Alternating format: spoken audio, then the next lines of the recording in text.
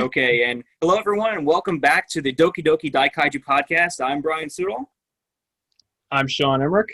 And welcome back. We've had quite a bit of hiatus due to just being generally busy here in Japan. Yep. And amongst other things. But it's good to have you all back and watching and listening. And boy, did a lot of stuff happen since we last broadcasted. Lots to talk about this time. So, but to kick it off with a bit of tradition, let's talk about some of the recent pickups we've had. So, Sean, anything you'd like to show that you've gotten in the world of kaiju? Sure. I haven't really gotten too many new items, but I've been picking up a lot of Gamera stuff lately. So not new, but new to you. New to me, yes. Yeah, they're older figures, but new to me. I like to collect the sort of the smaller figures, so like gashapons and other things like that. So I guess I'll start with the actual gashapons. So cool. I don't know where my Gamera is, but the Gauss. So this is actually one of the more recent gashapon sets. So this is the Flying Gauss. I got that one. The thing is, it has a pretty good wingspan. Yeah, it does. Like it's like 5 inches maybe across. And then the kind of grounded Gauss. That's the one I'm missing. Yeah, I have a few. If you want to spare one of my spares, I can give you one. But yeah, trade bait. So those are actually like really good. Like I think they're great. They're bigger than the Godzilla ones, and their paint looks better too. Yeah, that's just the sculpt, everything about it. I'm actually really surprised by this because they're only like $3 in the Gacha machine. Yeah, I mean it should be because I know there's Gacha Premium, but those are, like you said, those are standard. Yeah, these are like regular Gacha, yeah. And then I got the old Konami figures, so back when they used to make figures. Before they did pachinko machines? Yeah, before you had to get everything from a pachinko machine. So this is the Showa Gamera. Oh, that's cool. So this design, this series is kind of cool. It reminds me of the Trendmasters Gamera because they're like redesigned to look more like if they were from the 90s. Mm-hmm. Most of them look like the original kaiju, but just kind of made to look like a more modern kind of cool. They have a little more mean edge to them, but they're not too far off. Except for Giron. Oh. The Giron one is wild. So this is what Giron looks like. That's pretty cool. So it's like completely different. They made him bipedal. It looks like if they took 98 Godzilla and they just put a blade on his head. Basically, yeah. I think it's really cool. It's actually more extreme than the Trendmasters one. So, like, that's kind of neat. I think, in regards to the Trendmasters Gamera stuff, I think the weirdest one was probably the Virus. It looked... Yeah. There was no face on it. Yeah, the Trendmasters ones, the Gamera Kaiju more or less look like the actual Kaiju. So they didn't go quite as crazy as they did with the Godzilla line. So they didn't have like Buff Varan or Baragon or anything like that. But yeah, they did. They kind of kept things normal. And then the Konami figures are like pretty faithful because here's like Virus or Virus or whatever. So that's cool. Pretty close to the Showa design. One of his tentacles came off, but it's pretty close to the Showa design. But that Giron, though, like, that's pretty crazy. Yeah. And then they made all versions of Gamera. So here's, like, the Gamera 3 Heisei one. That's the regular one, or is that the Trauma one? Trauma. Yeah, I don't have the Trauma one. But that's such a mean design. I think... Yeah, that's a really cool design. There's another company that makes that. And then there's Cass did one, I believe.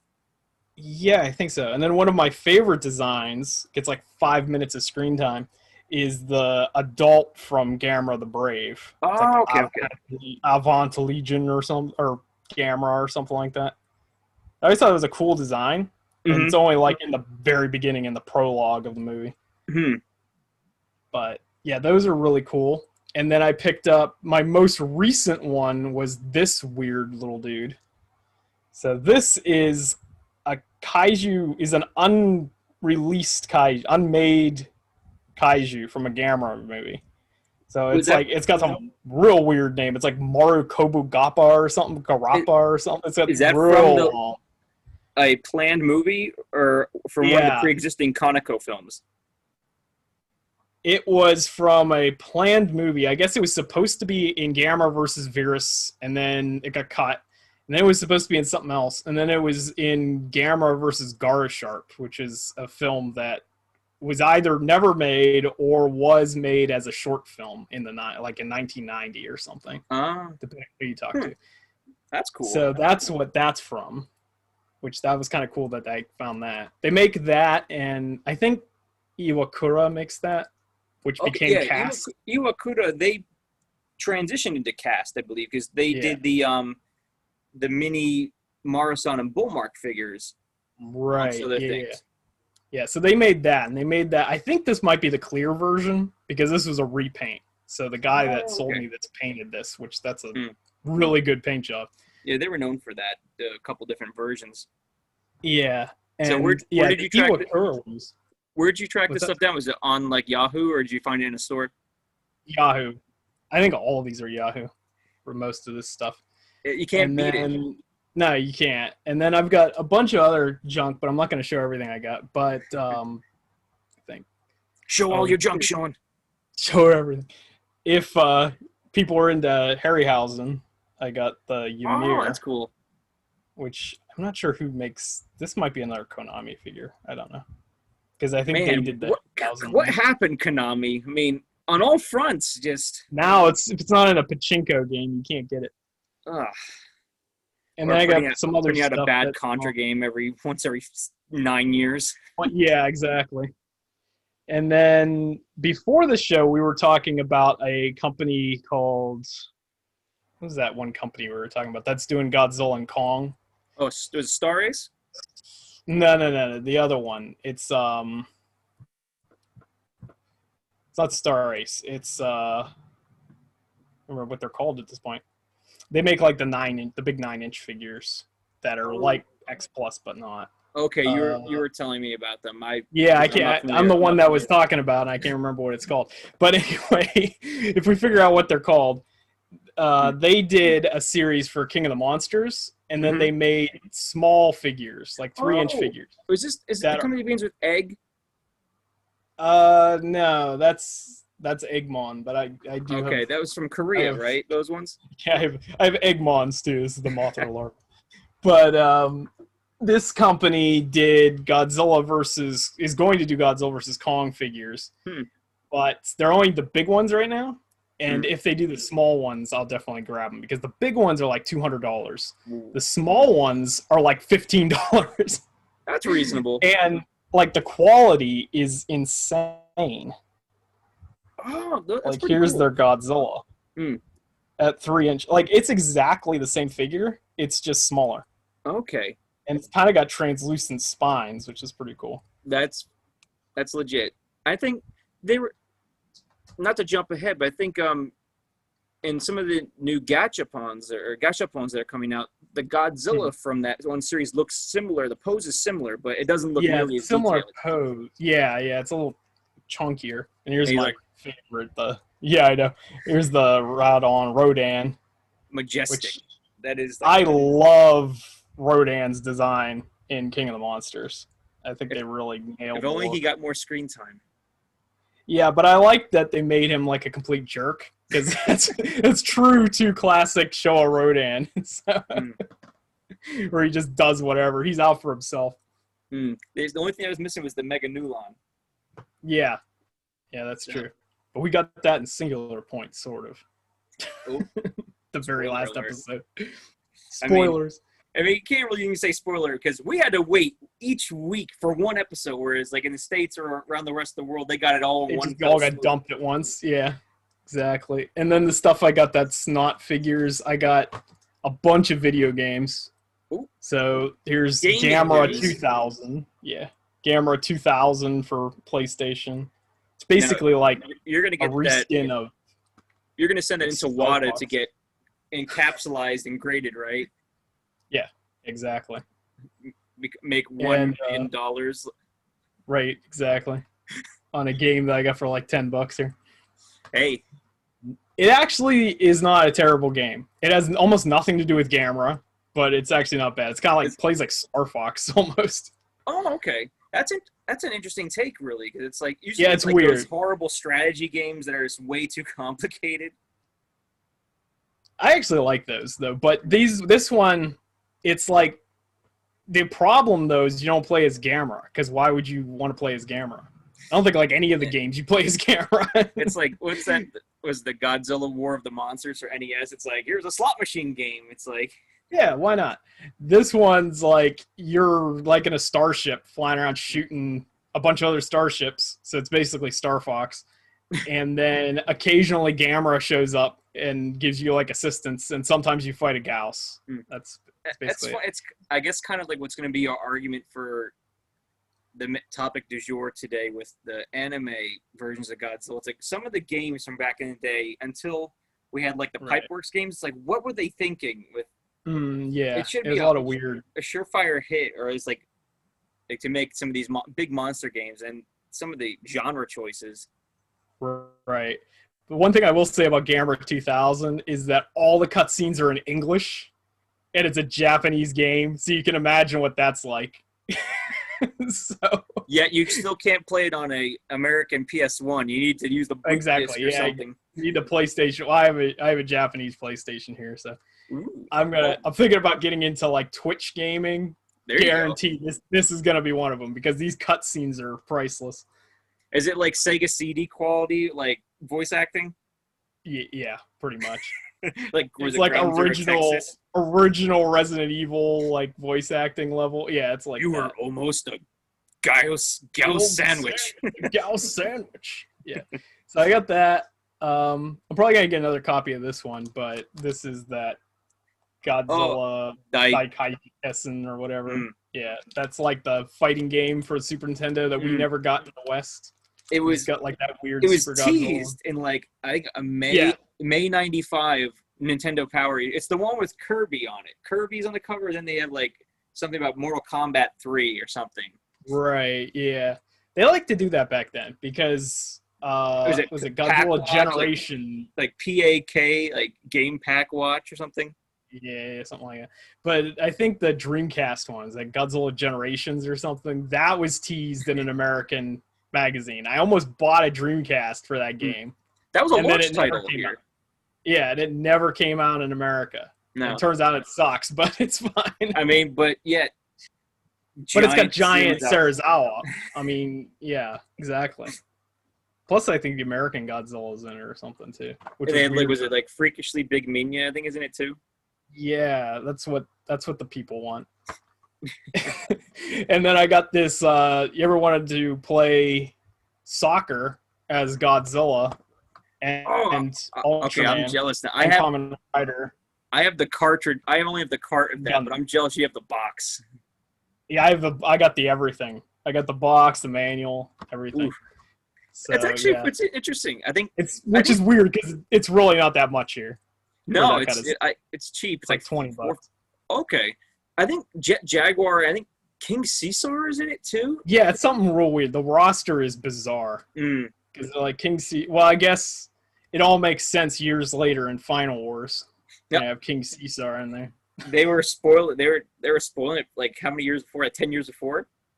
You know what? I wonder if that scene in Final Wars is because of that game. I never even thought of that. It probably is. We cracked the Da Vinci Code right there. Yeah, exactly. And then speaking of weird, horrible strategy games that you don't play as the monsters, here is the Super Famicom camera. I seen that one on YouTube. I was watching. Oh, sweet! Like, the graphics look decent, but then you're like, oh, it's. I think you're the JSDF and you're fighting Gamera and Gauss or something like that. Which I like strategy games, but in a language I barely can understand, I'm not sure how that's gonna go. Yeah, it's like some of the trading card games here. It's just like okay, and when you get math involved with it, you're just like trading cards. I spoke too soon. I played like one round of this, and I actually didn't hate it. So if I can actually understand what's happening, I probably could play that too. But yeah, this game, people don't know what this is. It's can't see because of the glare, but it's the Godzilla battle. Trading card game. Yeah. Oh, trading battle. Trading battle. Yeah, so trading battle, and this has to have the highest roster of kaiju in any game because there's like all of them, and then there weren't enough kaiju, so they made up some more for this one. Hey, but creativity points. Right. But it's like a trading card game kind of thing. So like if you've ever played like Pokemon trading card battle or something for like Game Boy, it's like that. That was a good game. Yeah, it's something like that. Except for this one, I mean it's got like PlayStation graphics, so it's not terrible, but I don't quite understand how it works, but I almost do. Like I almost figured it out. And then I got a bunch of random books. So this is the Japanese like release of the American Dark Horse Gamera comics. Okay. That's like from the Guardian of the Universe. Yeah. So it's just like there's the American comics, but they're like translated into Japanese. For your These are what the Trendmasters. Yes, for my inconvenience. And the Trendmasters figures were based off of this. Oh, okay. Because they have Zigra, they have Virus, they have like updated versions of all of the Showa kaiju. Like here's Zigra. Yeah, you saw a lot of I think too, like in the Godzilla mangas, you saw some of those really weird designs, like they not just updated, but I think like some of those like hybrids too. Yeah, and the other thing that's cool about this is in the back, there's like a bonus comic. So this is Gamera, The Last Hope is really hard to see. Gamera, The Last Page. The last page, yeah. Next to guy looks suspiciously like Mike Hagar. The mayor. But the mayor of America. But anyway, this Gamera, The Last Hope was like a fan comic that Matt Frank made. Oh, okay. And who does a lot of the artwork for everything. Yeah, what does he do? Apparently G-Fest loves him because they just keep releasing prints of his stuff. He's kind of like the Gaikokujin version of like Shinji Nishikawa, like the really prolific Japanese artist. Right. But anyway, this thing's really cool because it is a comic book that tells like the backstory of the Gamera trilogy. So it's all set in Atlantis or Mu or whatever it is, like thousands of years ago. And like this thing is Gara Sharp, which was that kaiju that never got made. Oh, is that the one you had the figure of? No, it's the Gara Sharp's like a big giant cobra thing. Actually, it kind of looks like Warbat.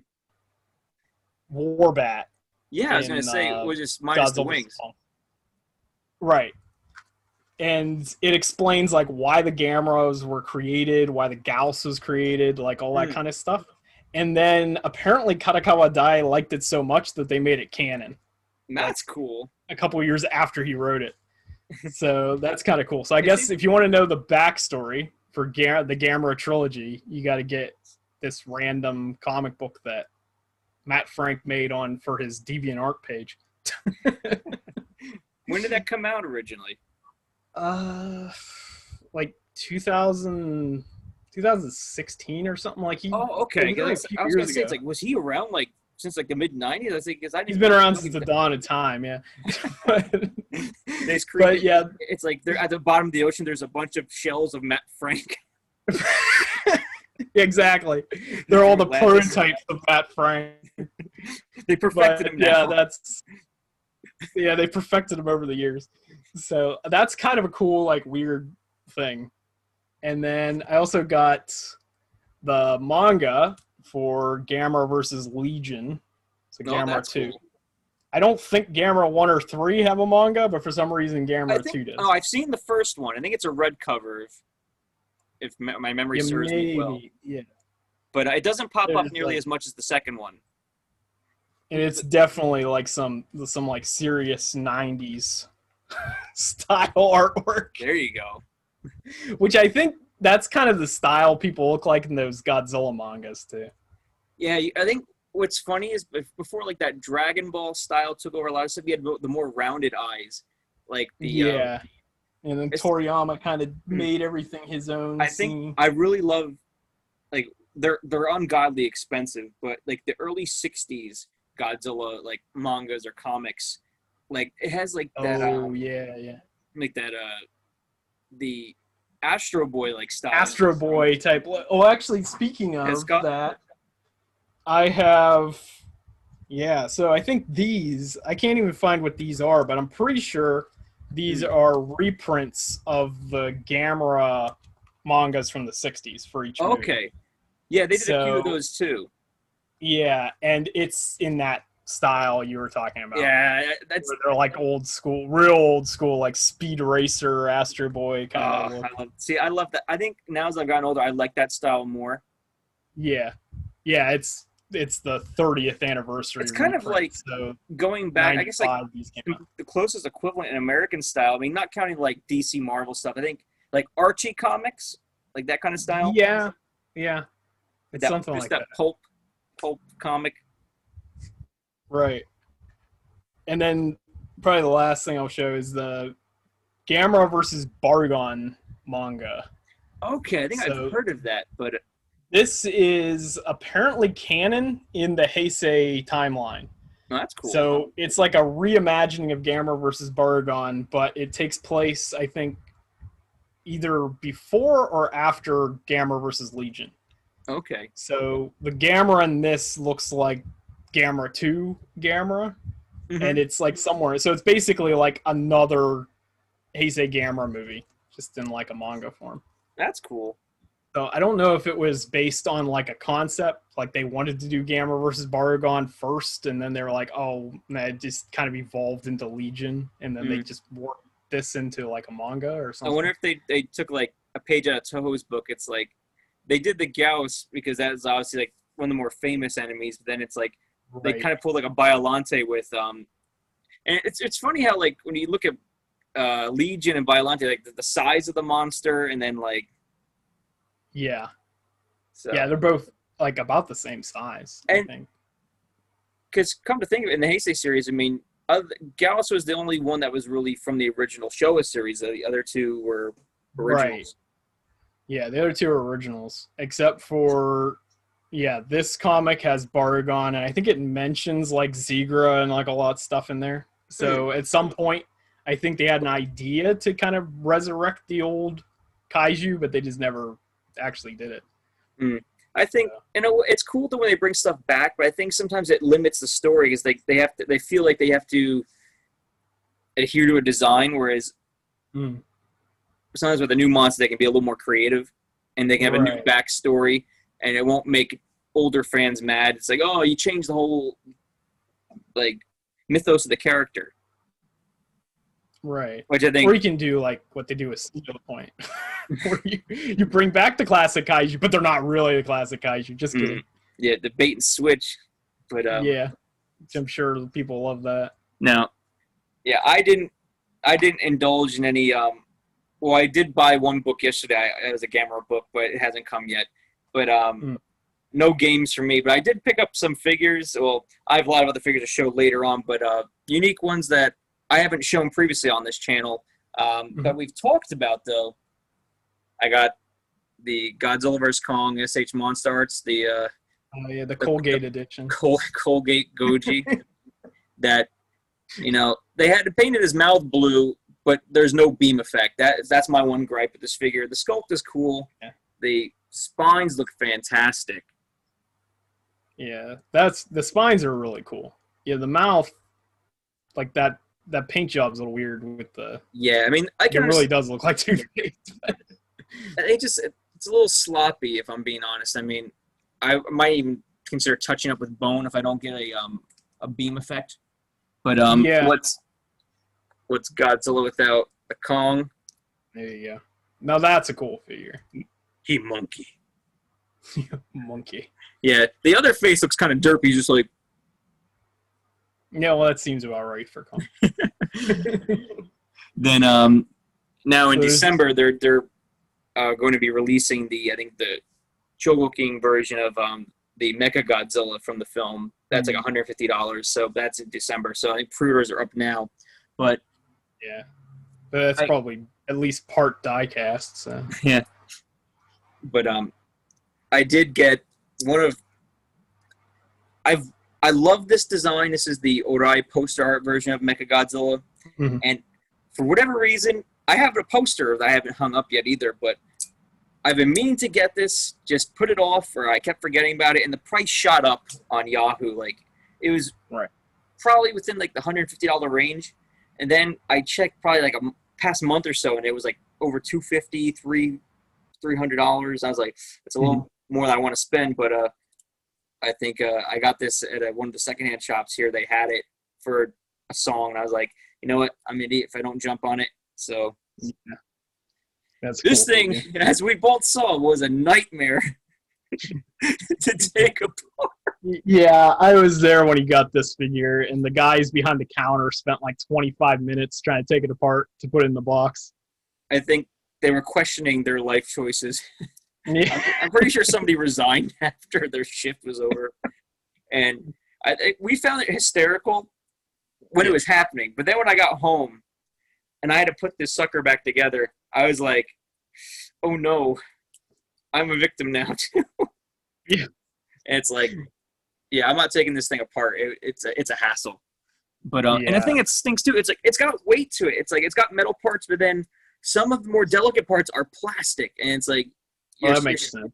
You're like the fins here are so thin. You're like, oh my god, I'm gonna crack this, and it's gonna like turn it from like, you know, whatever it's worth to like $3 in 2.2 seconds. But other than that, I'll hold this one off till later. But I did get some other Gamera stuff too, and you know me, I love vintage. I got the Nito version 2 Gamera. Now the version 1 that came out in '67 is really hard to find. That one has like really ginormous teeth, and it's green with purple spray. This came out in 1970, if my memory serves me well. And this was cheap. I think I paid like $50 for it. So if you can find this one, it's a steal, and it's a great sculpt. So, and you can tell it's the Showa by the look on the stomach. The face actually doesn't look too derpy. It's pretty cool. But I wanted to get a Heisei Gamera too. Now I have the Bandai one, but this was from Marusan. This was one of their pop-up lottery figures. This is Gamera 3. I think it's like Dengeki 7 or something. It's like one of their sub-labels or maybe co-designed with someone. But this is a green glitter. And you can, it's kind of hard to see on here, but you can actually see through it. It's like a clear vinyl too. Yeah, but, that's pretty cool. Yeah. I saw a kit of the Trauma Gamera. I was like, that was cool, but it was like some guy wanted like $500 for it. I'm like, nah. It's hard to get Trauma Gamera. There's a lot of really expensive pieces for it, but that's like some of those garage kits are really cool.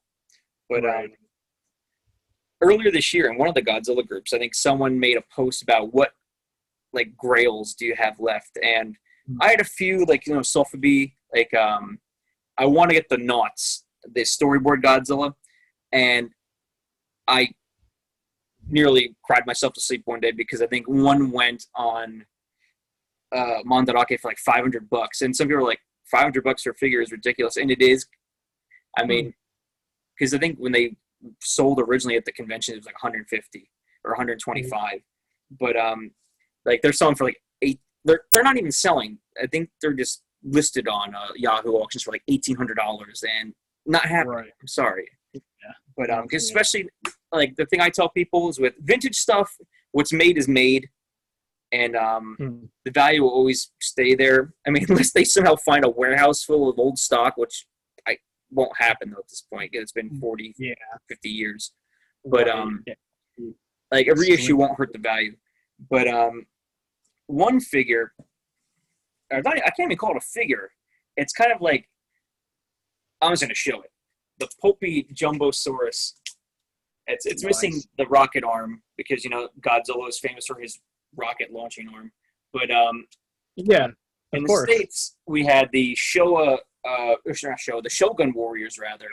There was the Mazinger, then there was the Godzilla, then the Raideen. But in Japan, what they had was they had those robots too, but they also had this version of Godzilla. And the American one had that goofy switch with the tongue that kind of like the fire that spit out. Yeah. But this one has a different sculpt. It almost looks like the poster, the face on the Godzilla's Revenge poster, but it also has a pull string and roars. Now, I'll demonstrate it. It's going to sound like a sick horse, but you feel free to laugh. Nice. But I was searching for one of these for a long time, and I mean they get pretty expensive, but I was able to track down an arm, and my folks are going to be sending it to me in the mail eventually, so I'll have to give an update when that gets here. But just a really unique toy. I mean, and it rolls because Godzilla. His rolling actions, world famous. Yeah. Don't ask me. I thought it's a big toy, man. I mean, look at this thing. It is a very big It's toy. not that heavy, though. It's hollow. I was expecting it to be like a huge chonking thing, but I guess for little kids, you don't want to clunk each other over the head with it. You get like CTE or something. Yeah, exactly. But as for I guess the recent pickups, that was a pretty lengthy one. But so we'll jump into the next topic. And back in May, which was supposed to be the original release of Godzilla versus Kong in Japan, but it got delayed due to the ongoing coronavirus pandemic that's been plaguing us quite literally since 2020. And instead, they had a Godzilla Fest, a second one, and you could have paid to have seen some of the premiere stuff, but at least this time, as opposed to the first one they had was $40, and it was just to see exclusive content, which I don't know how many people did it. But this time, if you did, you got an exclusive Bandai figure. But other than that hubbub, though, the main news that I saw, or at least I paid attention to, was that they had some figures, or at least one main figure of note. And they had a poll starting in February of what monster do the fans want Bandai to make. And I was pretty much keeping up religiously every day with this poll, with the voting. Right. And it came down to, there was 3 popular choices. There was Ebirah, and then the 1 and 2 that were fighting back and forth was Super Mechagodzilla from the Heisei era and Gorosaurus. Yeah. And Gorosaurus edged out Super Mechagodzilla. They didn't say anything until this Godzilla Fest, and they showed off the prototype. But did you see the prototype yourself? Yeah, I did. I watched it when it first came out. So. I don't know if it really looks any different than the 90s sculpt. It looks very similar. I mean, they didn't really need to improve much. I mean, the old sculpt looked good. Yeah, for one from that era. Yeah, it's not too bad. The old one was like between that 7 and 8 inch scale, though. Whereas I think I think this one's going to be more like actual 6 inch. 6 inch scale. I think it's going to be soft vinyl too, as opposed to like that hard vinyl. Hard vinyl that everything is in. So they showed off that, but in regards to prototype stuff too, I think allegedly, while Bandai has been producing a lot of stuff this year in Japan, the only other game in town has been, because NECA lost the license, was Playmates. And they were churning out, as best they could to keep up with the scalpers, was Godzilla vs. Kong series stuff. But I think as we previously mentioned too, they were also doing the soft vinyl series, because the Godzilla vs. Kong stuff was hard plastic. But in terms of vinyl, they did Burning Godzilla and Jet Jaguar in April. But they previously announced other Showa monsters. They had Gorosaurus and Megalon, but we've yet to see anything. Right.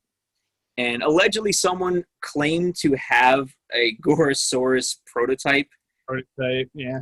But I mean, it's who knows? I mean, these like I think you were mentioning too, it could be bootlegged and like wind up on AliExpress.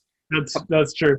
That's why I said I'm gonna laugh if it shows up on AliExpress, because the minifigures that were announced ended up on AliExpress. So because some dude ended up it was on eBay. I think the set showed up on, because I think it was eBay. For like $100 a piece or something. Yeah, like and some guy shelled out the cash for, was it a behemoth? Yeah, I think so. And then it's like, oh, here's all 6 of them for like 20 Yeah, they're all on AliExpress for like $12 each or something. And that guy's soul left his body like lickety split. But rip. But in regards to like I guess announced figures though, pretty much all the stuff Bandai announced got released, like with the exception of they're doing a Megalon as part of the movie monster series. Then they're doing the premium SH Monster Arts Mecha Godzilla. And what was the other figure that got announced this past week from the Godzilla store? The Hedorah. Okay, yeah, then it was a special color version. Yeah.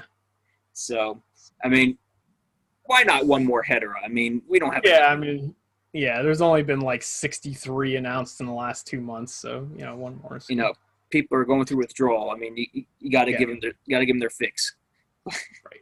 But I think to piggyback off that, though, I think coming up this week is now Comic-Con is not happening like another actual convention again, right? Right. So, yeah, I don't think so. But I think a lot of companies are doing like this Comic-Con at home. I think Mondo is one of them. They're doing to jump off the Hedorah thing, they're doing their own Hedorah figure in like a cherry blossom pink. And along with that, they're doing an 84 Godzilla, which I'm a big fan of 84. And months and months ago, they showed pictures of like 4 or 5 different colors of 84 Godzilla. And there was just radio silence because they did, was the Pulgasari whole situation. Yeah, the broken horns. And then they had like a statue, like an 89 Godzilla statue was kind of the other big thing they did. Right. But yeah, they heard nothing about the 84 until now. So they're doing the Cherry Blossom Godzilla. Then the other ones are coming down the road, I think someone said. But Nope. I'm definitely interested in those. But now, were there other figures that you heard about in the news lately?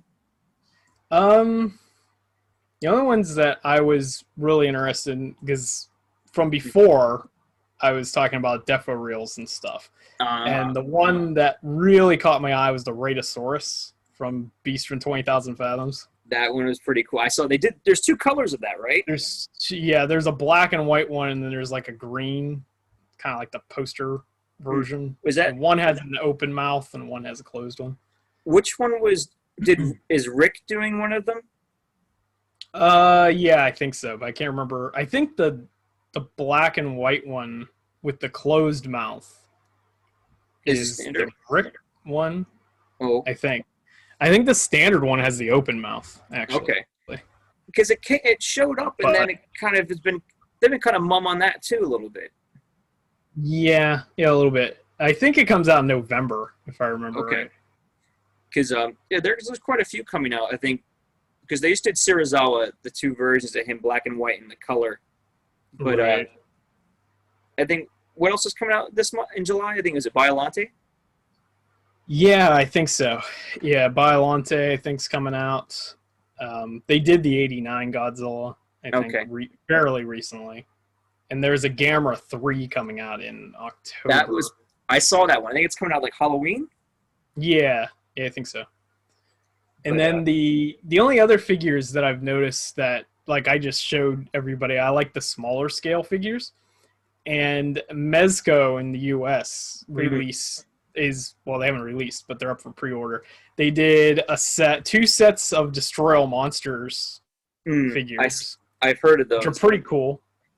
How big are those? Because they're like, I think they're Normally Mezcos are like 1/18 scale, so like 3 3/4 inch or something. But these ones are XL, so I think they're like 4.5, 5 inches, something like that. Hey, They're probably about the size of the Trendmasters or maybe the Revoltech figures. that's pretty cool.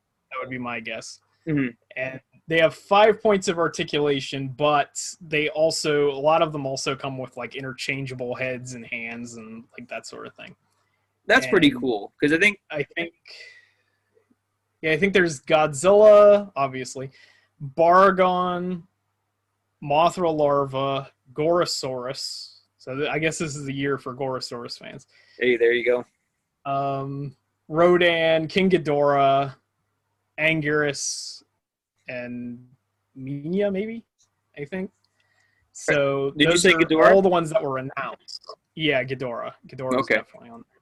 So I'm surprised they didn't do like a like I know how they did like the special Biollante like what was it, the gacha version with the light and stuff. It was like $150. They could do like an ultra like mega XL Ghidorah. It's like the dwarf all the other figures. Right, yeah.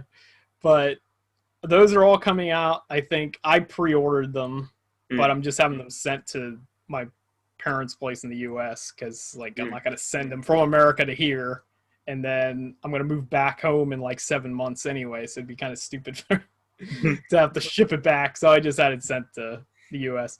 But then they announced. As I look at my shelf, my anxiety is like, yeah, should you ever go back to the U.S., it's going to be like, oh my god, $1,000 to ship everything. 1,000. Ugh. At least. So, I mean, just my crap's going to cost quite a bit.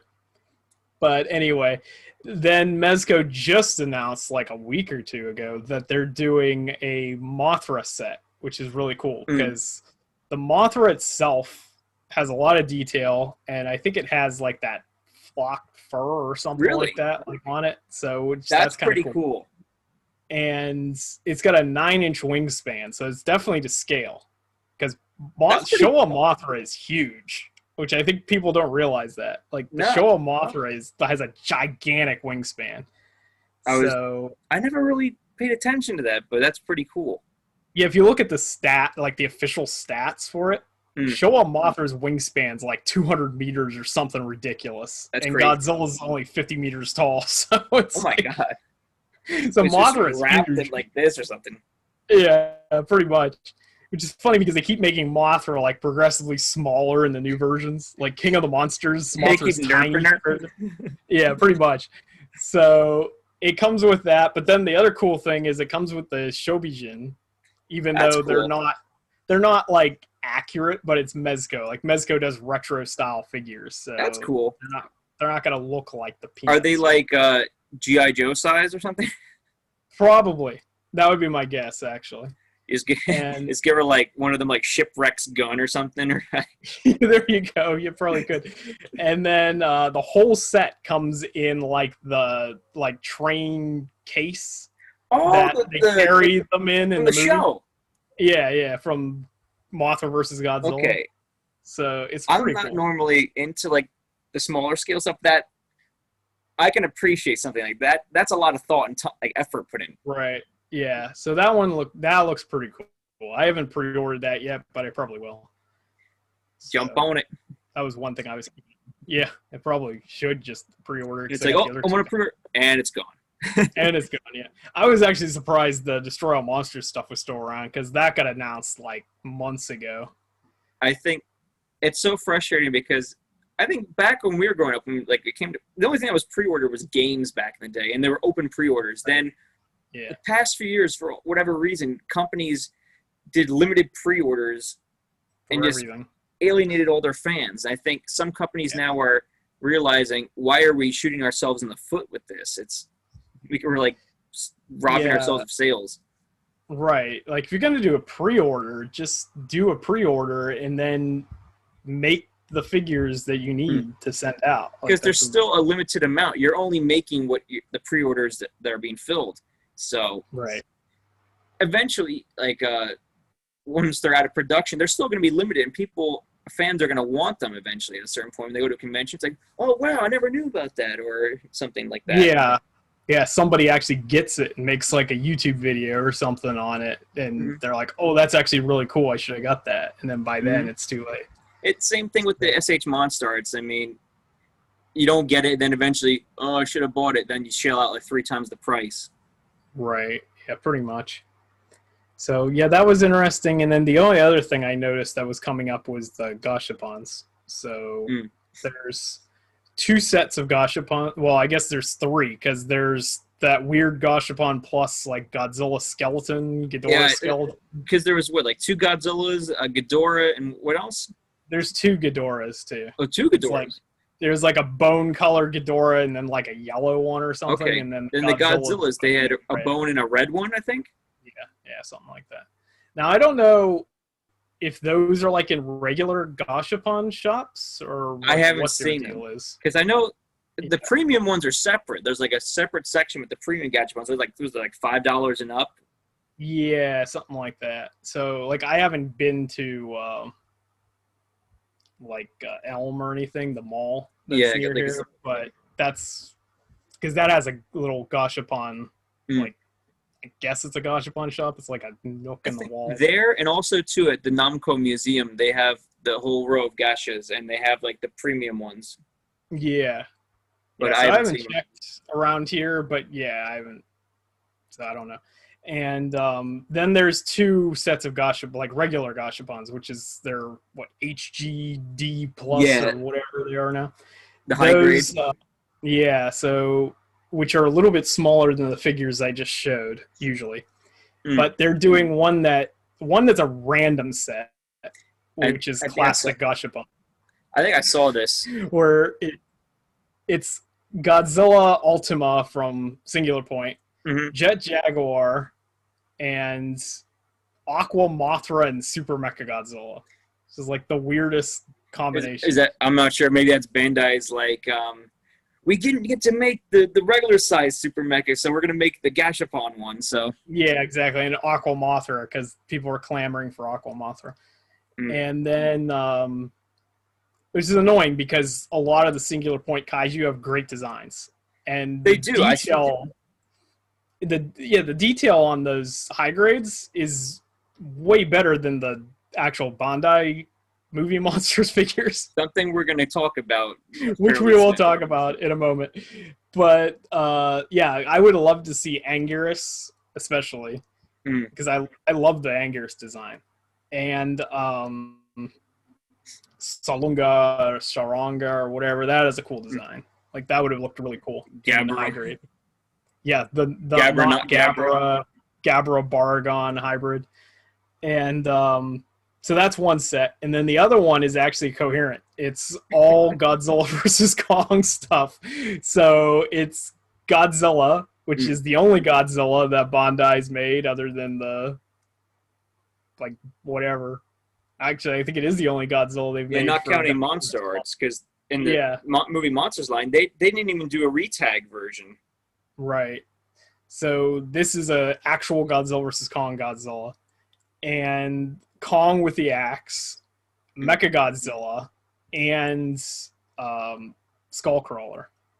So that's pretty cool. That's a pretty cool set. And I like to army build, like, the Kaiju, their swarms. Like, I have a bunch of that Gauss.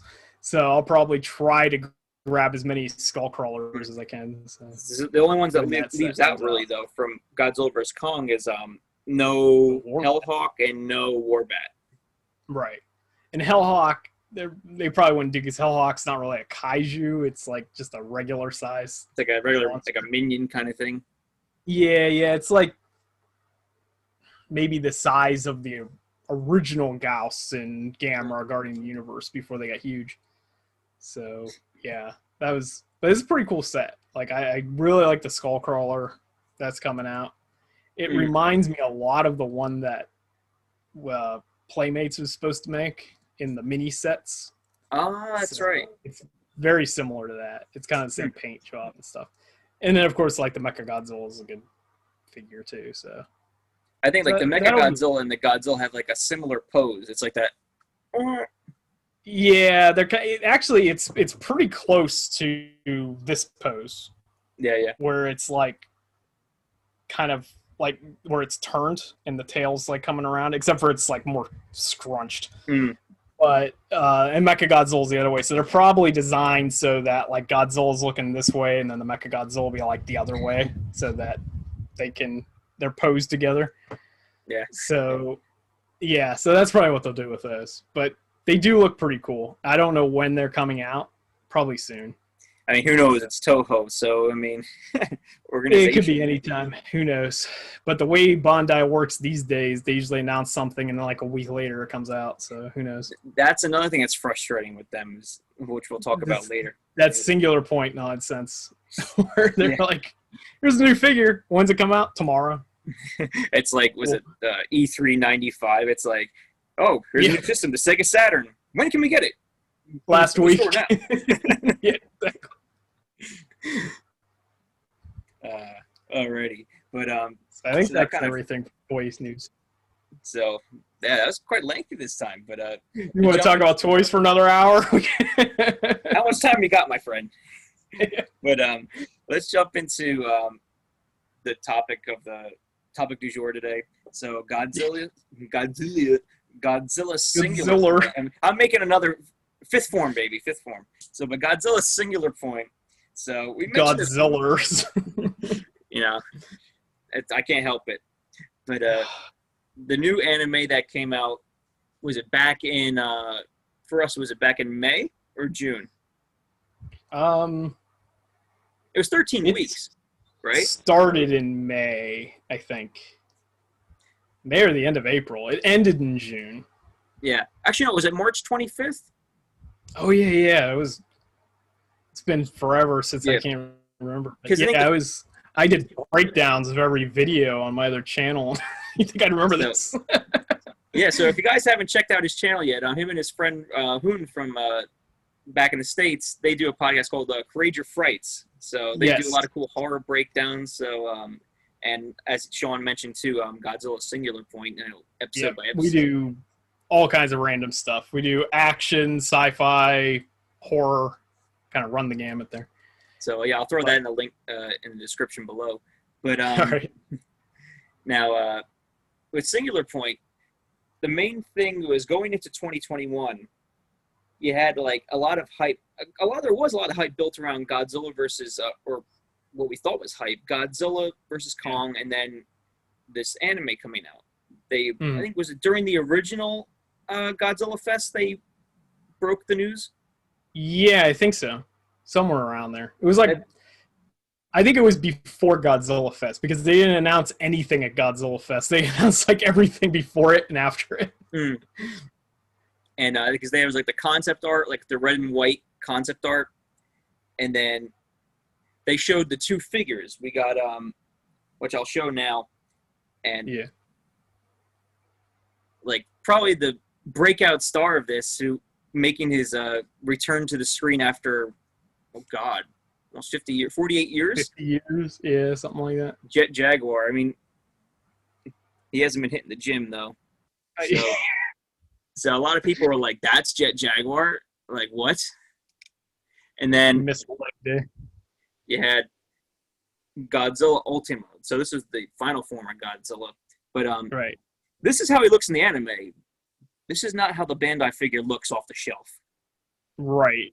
So this was I bought this. It was custom painted by an artist, and because the standard one was just, it left a lot to be desired, quite frankly. I think I have the standard one. This is like the one thing we both have for the Bandai figures, so we can show the before and after. Yeah. Yeah, so it's just kind of like you can see the chest. If I can get the angle around here. There's barely any paint. It's just that one line. Just that one line, and his has like shading effects. Yeah, the guy. I think I paid like $60. The spines are just like generic silver.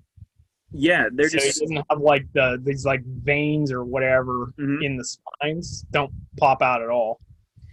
Yeah, that was the one thing that really irked me about the standard design. I was like, Yeah, Bandai's not great with paint. No, quite unfortunately. But overall, though, like to put that aside for a moment, the monster designs overall, I loved them. I thought they were really creative. Yeah, I thought so too. So, I mean, say what you will. I think when the 2014 Godzilla came out, at first there were certain things I didn't quite like about them. In Shin Godzilla, I wasn't crazy about the design, but right. I thought the singular point stuff looked pretty cool. But like for example, like you said, the Anguirus before was really cool, and I thought that's a lot of people, like almost universally, said the Anguirus was pretty cool. Yeah, I think that was my favorite design. Because I think when they dropped the trailer for it, they didn't have any names obviously attached to these monsters yet. So like people were like, the rumor mill was like, oh my god, is that so and so or whatever from like. But which they definitely played on, because it's like they made these kaiju look just like it. Yeah. And then they're like, oh no, it's something else. Okay. So that was kind of frustrating though. But I think, let's see, we have the designs of the monsters are cool. The plot though, what was your honest takeaway from the show? It's better than the anime trilogy. Yes. Which is not saying a lot. But like it's not awful. I think if you spoilers for my own breakdown videos, if you cut right to the chase, I think I ended up giving it a 6 out of 10. So slightly above like middle ground, but that's where I'm at. Kind of, it's like a 6 or a 6.5 out of 10. Yeah. Because I think the art style itself was decent, and I think the animation wasn't bad. No, yeah, visually it's fine. It's just that the plot is way too bogged down in this like minutia, pseudo like physics thing. There's way too much going on with that weird AI program. Was it Peropstu? Peropstu, yeah. And like the kaiju, like Godzilla doesn't have a purpose in this show. Like you could have done the same thing with that Salunga thing.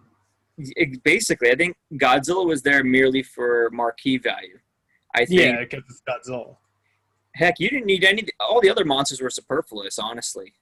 Right. Yeah. None of that stuff mattered, and it was all about like the crazy science, the physics and math stuff, and not enough about the thing. And some people argue that the characters are likable or compelling, and I'm like, what universe are they compelling? Like Yun's a cardboard cutout. Like he doesn't have any personality at all. He's about as dynamic as was it Brody in 2014 Godzilla? I mean, he's pretty much. It's like Brody, except for Yun gets a pass because he created an AI program, because he's so uninteresting. He had to create a computer program to interact with people.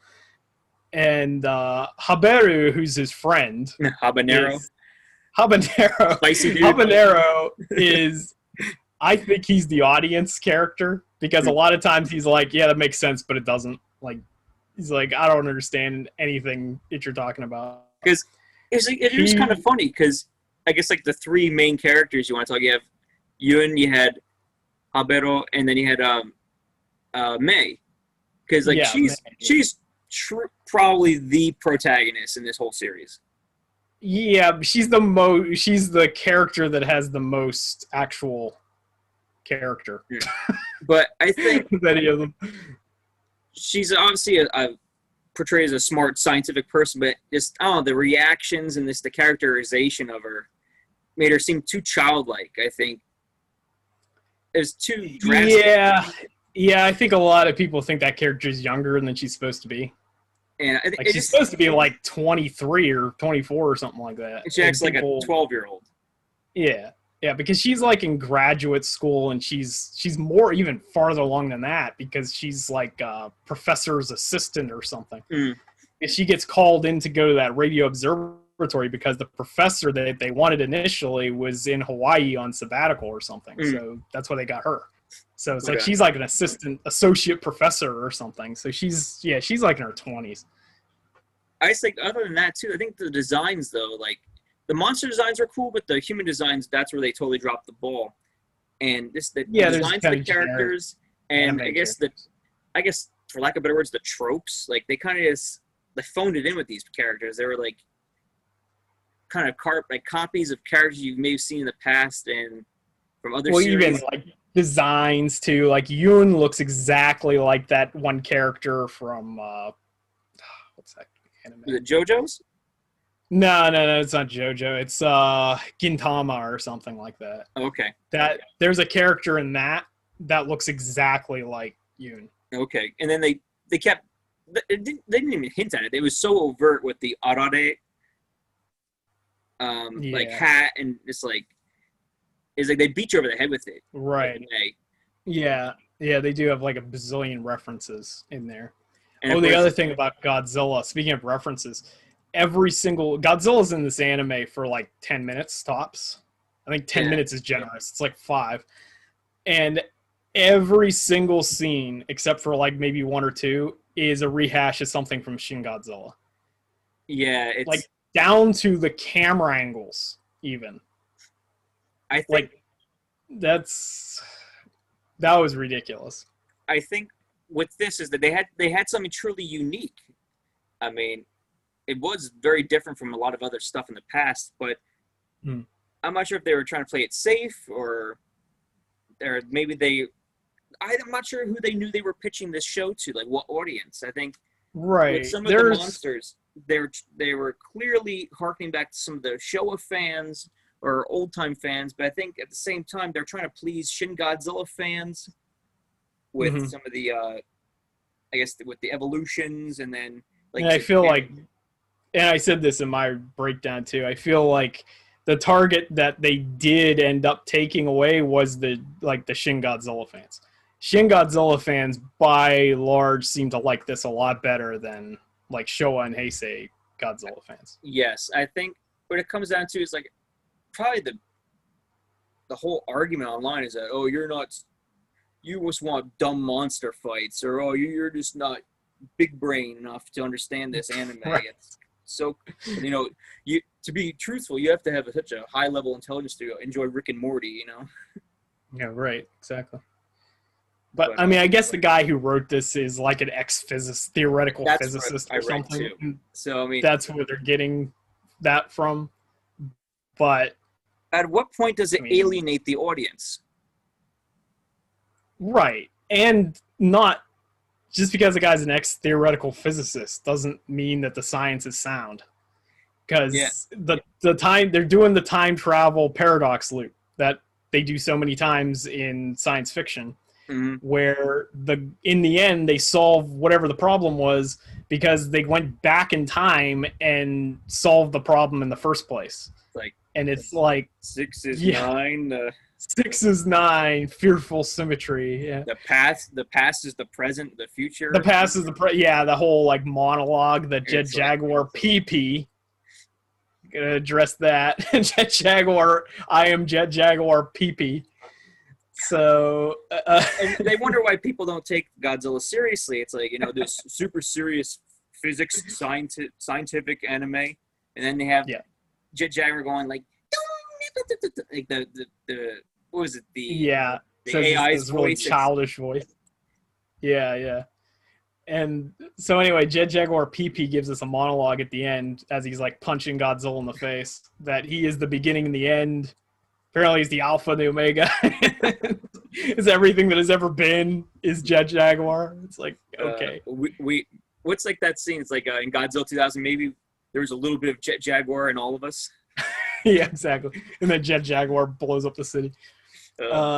Yeah, so it does the time travel paradox trope where you solve the problem by going back into the past and giving your past self whatever item whatever MacGuffin you need to win. It's like, but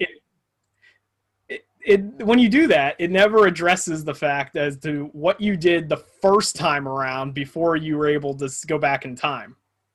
Yeah, it's like that caused the loop. It's like goofy scene in. I'm sorry. But if you went through it and you didn't have the time travel, how'd you get out of the situation? You wouldn't. You'd be dead, and then the time loop would never happen. And that would be it. That would be game over. It's kind of like that goofy scene in, was it Bill and Ted's Excellent Adventure? Bill and Ted, yeah. It's like, oh, we got to remember to leave the keys here so that we can do whatever we need to do. Oh, here they are. And it's like, make sure you leave a note to remind yourself to do this. Yeah, so exactly. But my biggest complaint, if we want to talk about the ending, I don't know if you want to talk about anything else before we get to the end. Sure, let's go to the ending. I mean. All right. My biggest complaint is that the Perotsu goes back in time and encounters Professor, was it Ashihara or something like that? And while that's happening, Perotsu goes through like its little toolkit that it's got, and it pulls out a program out of nowhere that makes Jet Jaguar completely invincible. And it literally says that is the Jet Jaguar invincibility protocol. Yeah. And it's like, cool story, bro. That's like a lazy booking, man. I'm trying to think. It's like, it's kind of like with he just finds a new weapon every time. It's like Deus Ex Machina or something. Deus Ex Machina, yeah. It's like, oh yeah, here's that program that I had to make Jet Jaguar completely invincible. And then we discover they keep going about how you forget orthogonal diagonalizer. That is going to be burned into my brain until the day I die. It's a competition for how many syllables you can just get. I mean, I don't even know what to suggest to someone, like, if you're going to watch the subtitled version or the dubbed version. I have not personally watched the dubbed version. I haven't seen it. I haven't either. I mean, I just laughed. I laughed so hard because someone said, yeah, but if you watch the fan sub version, it's so much better. Yeah, because I'm sure this person was an N1, like, passed their, like, all these Japanese exams and, like, has such an ingrained knowledge of, theoretical physics. Of course. I'm sorry. That's one thing that was weird, which I'm not complaining about because it made my job a lot easier, was that, like, halfway through the series, like, starting with episode 6 or something, they were releasing them with English subs on Japanese Netflix. This is like the only anime I've ever seen that has English subs on Japanese Netflix. It was weird.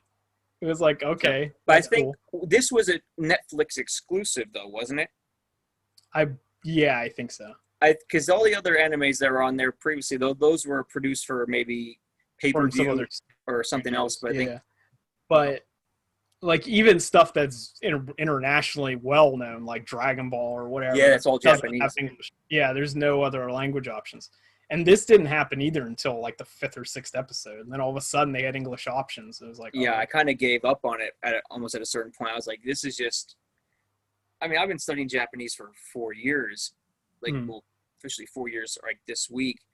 But it was just there's no unless. You have to understand physics first in your own language, and then it's just so highly specific. I mean, even if you were fluent in Japanese, you would have to look up these words.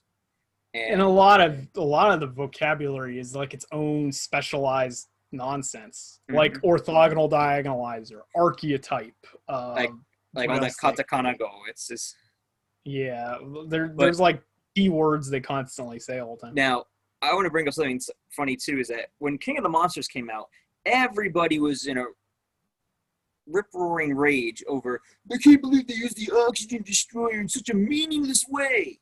Yet in this anime, that Toho made, they had the Oxygen Destroyer, and they changed OD, Oxygen Destroyer, orthogonal diagonalizer. It's like the orthogonal they're beating you over the head with this thing. They say it like 50 times per episode. Yeah, and then they use it, and it crystallizes. So there's red dust around all of these kaiju. It looks like sickles or something. It like shoots up. Yeah, it like solidifies into sickles and impales the kaiju. that was Shalanga, so menacingly slowly. He was climbing up that tube slower than a WWE wrestler climbs a ladder in a match. Like, it's like... yeah. And then he gets impaled by the orthogonal diagonalizer, and then that wears off. And he gets impaled again later, and then he gets impaled again. It happens 4 times. You're going to learn today, Salunga. He walks like 20 feet and gets impaled again. Like, it's so ridiculous. And then you're talking about how slow he climbs up the thing. How about in the last episode when he's swinging down the shaft like Tarzan? That was like the dumbest scene. It looked so stupid. I think that's what's so frustrating is that there's certain glimpses of like brilliance in it. Like when they showed the characters like Anguirus and like the fight scenes with Jet Jaguar were cool, but then everything else is just like, I think our main complaint with the other anime was that you have a medium where you can do anything. I mean, there's no limitations. And they make it, he's basically window dressing. He's standing there doing nothing. He does nothing, yeah.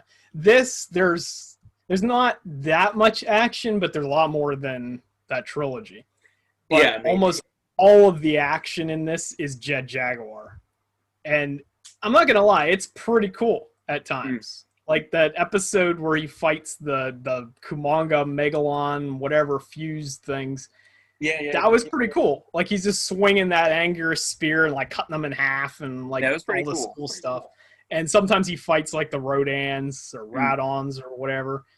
And like he's cutting them in half and so like that. The fights with Jet Jaguar are awesome, but when Jet Jaguar is not around, like there's nothing going on. There's no pulse to this show. Right. It's all Jet Jaguar. Like it's really Jet Jaguar's show. And he's the only character that, I mean, Anguirus, I think, was called Anguirus in the show, and Jet Jaguar was Jet Jaguar. But everything else was Rodan. And Rodan, but everything else, though, was just like some random, like, thing choice. Like, why they renamed characters or meshed them together. Then there's Manda, but it doesn't look anything like Manda, but it's called that for some reason. 2 seconds you saw him. Right. And whatever else is going on in that. And then there's all the things like you were talking about where they have a kaiju like Titanosaurus is very obviously in this movie or this show, but it's actually Godzilla Aquatilis. There he is. There. So, I mean, because this was the character everyone saw jumping over a boat in the trailer. It was like, that's Titanosaurus. Because the color and, I mean, the head with the fin, I mean, there's no mistaking it. So this was like the first form, and then another Showa monster that everyone's like, please bring back Varan. Please bring back Varan. You want Varan? Oh, yeah, okay. Only he's not Varan. He's Godzilla Amphibia. Of course he is. Because this becomes Godzilla. My favorite character, Godzilla Amphibia. Actually, no, my favorite character is Godzilla, the next one coming up. I like this design too, but it's like, and everyone. Is how goofy the face looks. It's the year of Gorosaurus. You want Gorosaurus? Okay. Godzilla Tetris. Godzilla Tetris. Yes. Actually, yeah, Godzilla Tetris. But this name is just so easy to poke fun at. I'm sorry. Oh yeah, I've got another name for it too, but I don't think it's more appropriate for the audience here. But it just I get it. It's almost like they could have been even more creative then with the designs to exactly. And not to get completely off topic here, but what is Bandai doing with the spine paint job on that figure? My biggest gripe, because the figures are so inconsistent. Like, I'll show you this Anguirus, phenomenal. The Anguirus is the best, easily. Phenomenal paint. And Manda, I mean, say what you will about the design and how useful it is as a figure. I mean, it's like a ruler. But the paint on this thing is good. Much. It's painted all paint over. Is good, yeah. So, and this is the first Manda that Bandai has made. They chose this, yeah. Crazy. But they didn't make Salunga or whatever, and he's like the second most important character. No Salunga, no Rodan, and Rodan is the first monster you see. And it's like everywhere.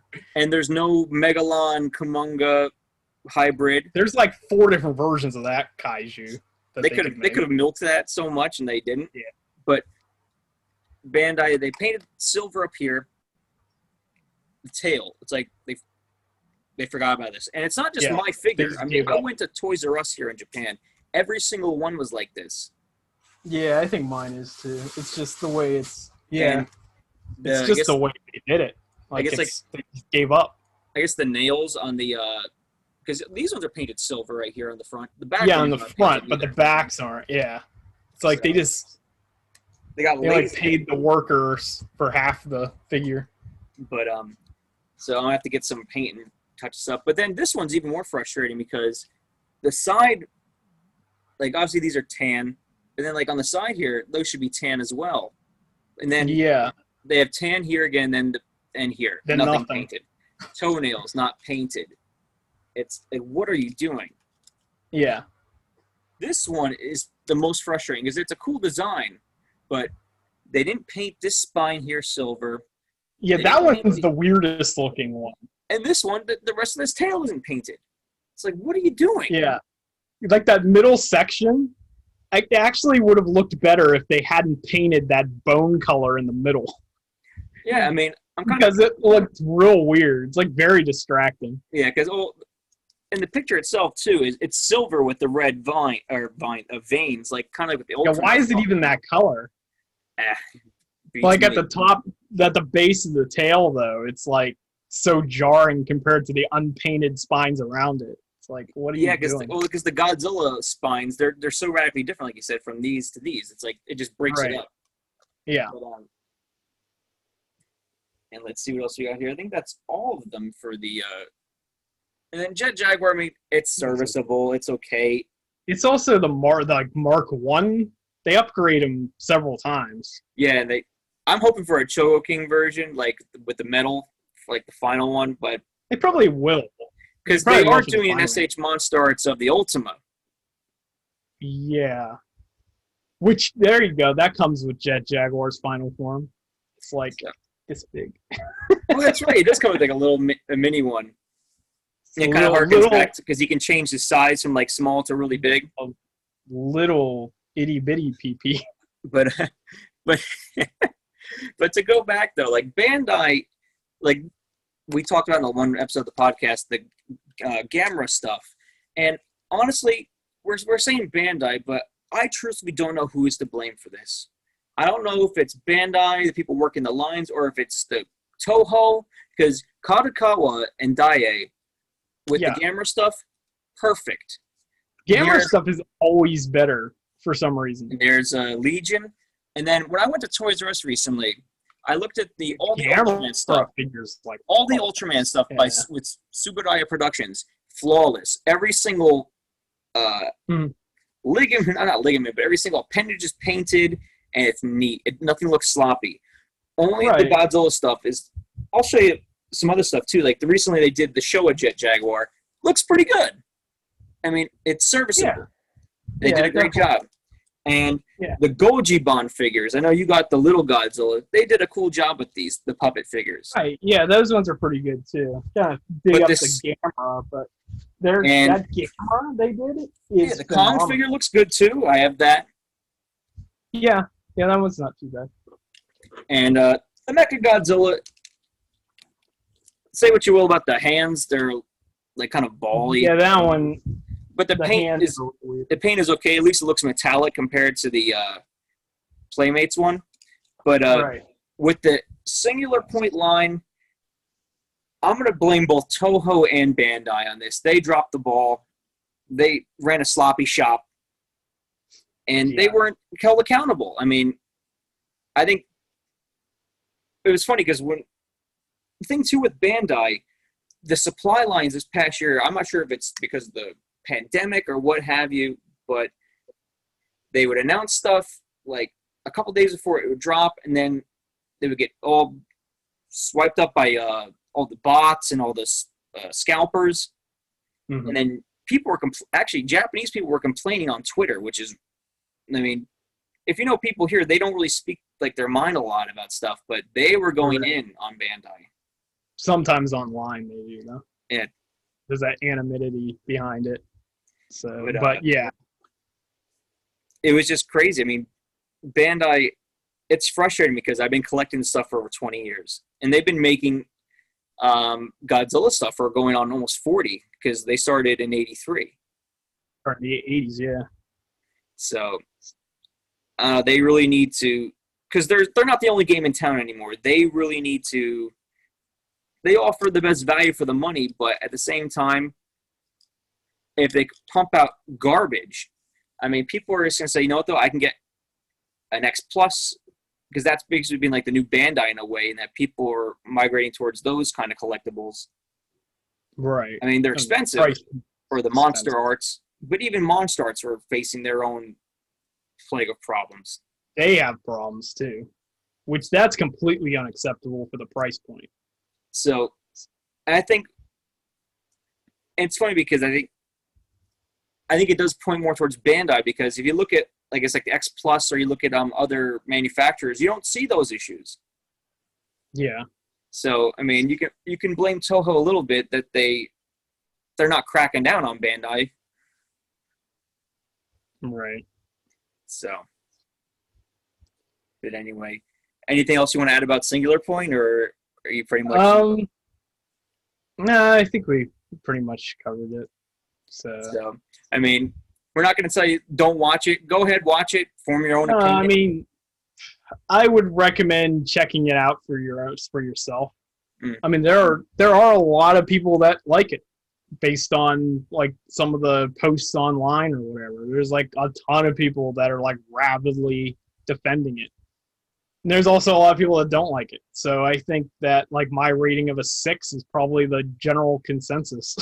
Because it's pretty mixed. I think what's funny is that I think in this age we're in, I think it's probably starting with like going back to all the angry reviewers, the like late or like mid 2000s. It's like there's no middle ground anymore.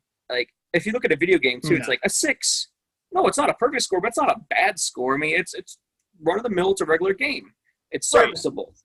I think, and that's like what I meant with a 6, kind of. Like I didn't. Because we rate stuff, a lot of times we skew things very high on like Courage or Frights things. Like a lot of times we'll give a movie like an 8 or something, 8 or 9, or we usually range between 7 and 9s. But occasionally we'll give something like a 3 or a 4 or something like that too. But and even then, so 6 is a 6. It's in the middle. A 3 or a 4 can have some merit too. I mean, it's not a 0. Yeah. No, I don't think I'd ever rate anything as 0 because you put effort into it.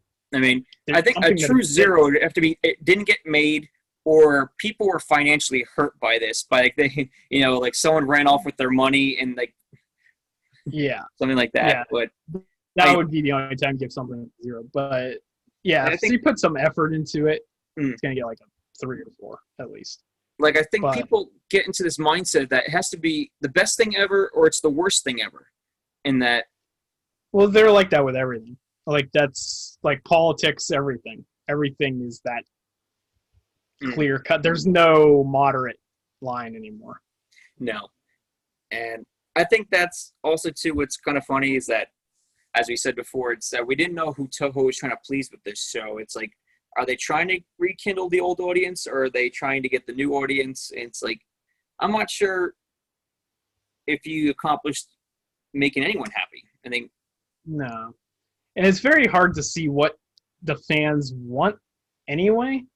Because, like, I don't know if you saw, there was a recent poll. I don't know what Japanese poll this was that had, like, the listings of the top 10 Godzilla movies. I saw this. And it was so random. Like, it was like the number 1 was the original movie. Number 2 was Mothra versus Godzilla, the 60s one. Yeah, okay, that one's usually considered one of the best. 3 was Shin Godzilla. 4 was King Kong versus Godzilla, like the 60s one. 4th best of the that's the second best Showa film. I see. I think what's hard is that they only went on the the number of votes that it received for the best one. So these were people thought this was the number one movie. So they just basically went down the list saying who got the most votes. So that's number one. They just ranked them. And you looked at the numbers, like empirically. The top one was like 400 something. So 400 people.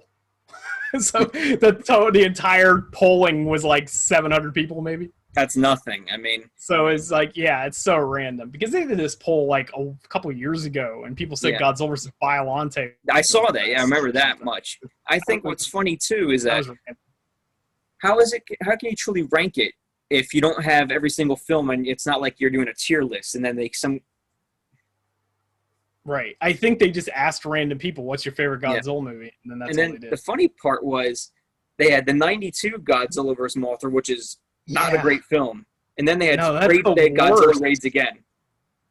Yeah, I actually like Godzilla Raids Again, but a lot of people I know hate it. Like that's like one of the most hated Godzilla movies. I mean, I don't mind it myself, but it's just peculiar to see it there when for years they had nothing but ridicule.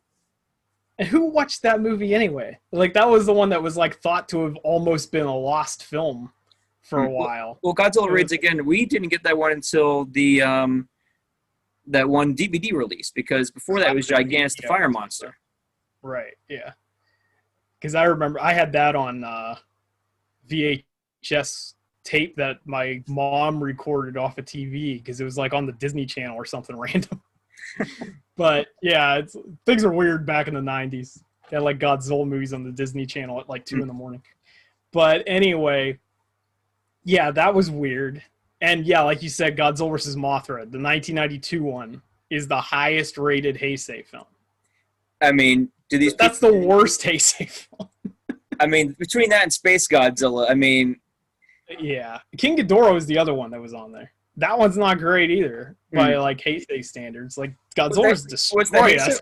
I remember seeing the Showa version was there, the 64 film. Yeah, both of them were on there. Oh, both 64, of them? Yeah, 64 was like the 5th place. What's funny is there was no Mecha Godzilla films on there? No. There's no Mecha Godzilla films. GMK wasn't on there. That's crazy. Which is real weird because that's usually in the top. It's a popular one for most people. That one's popular. Yeah. Was Destroyer on there?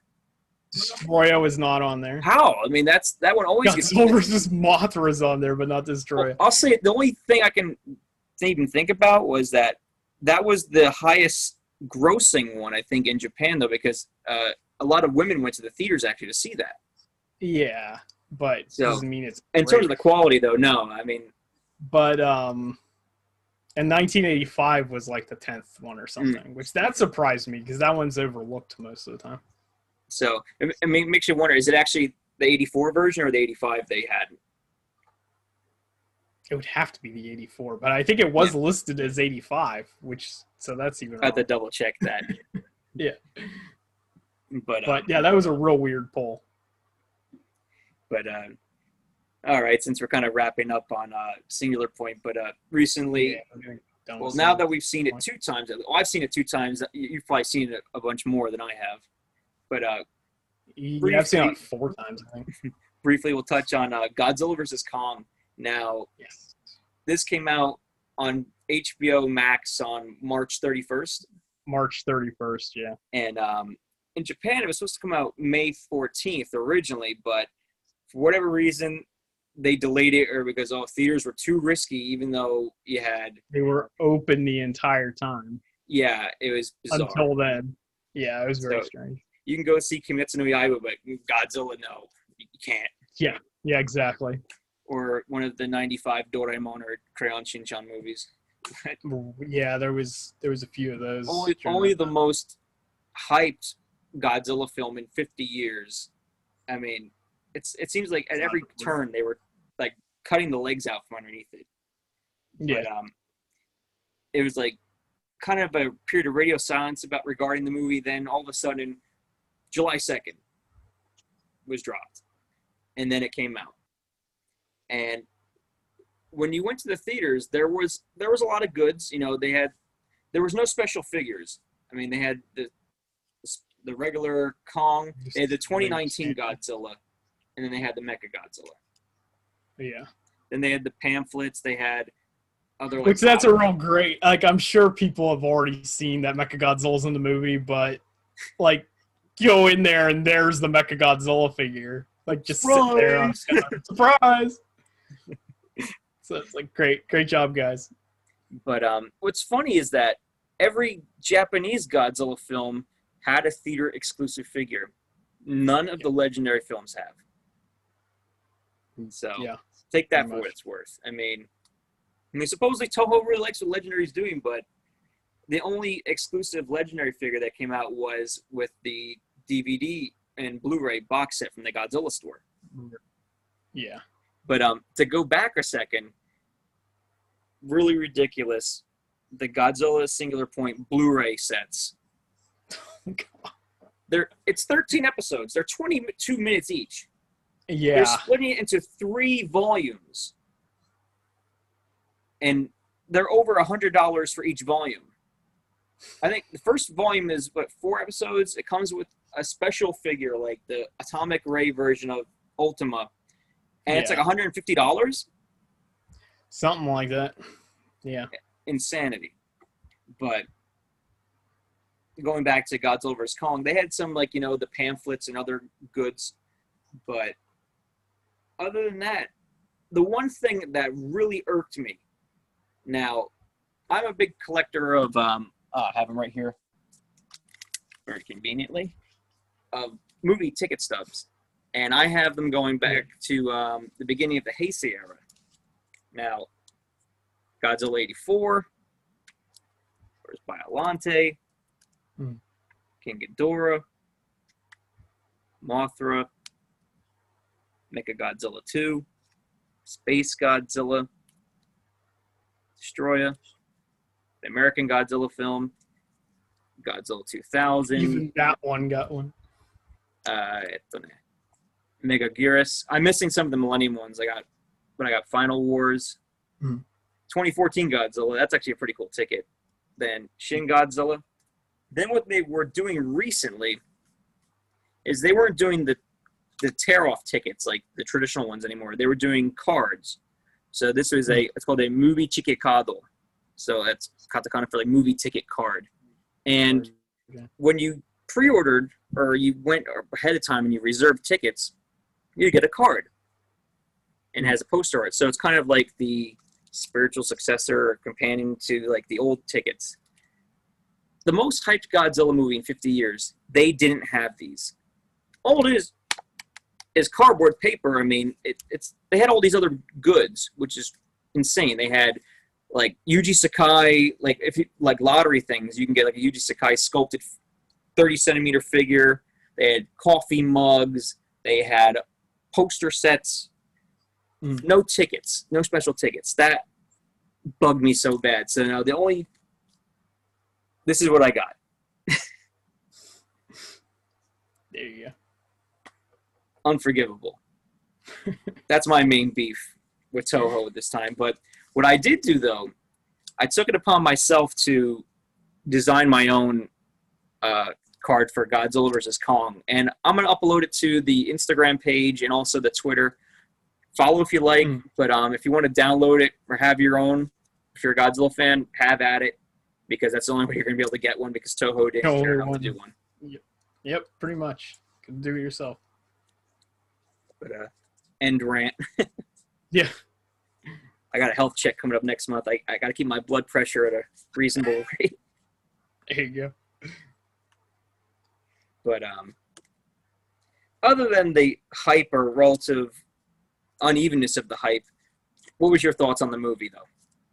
On Godzilla vs. Kong, I definitely like some parts of it. Like, the action is really good. The action's really solid. The CG is amazing. Like, it's real good quality.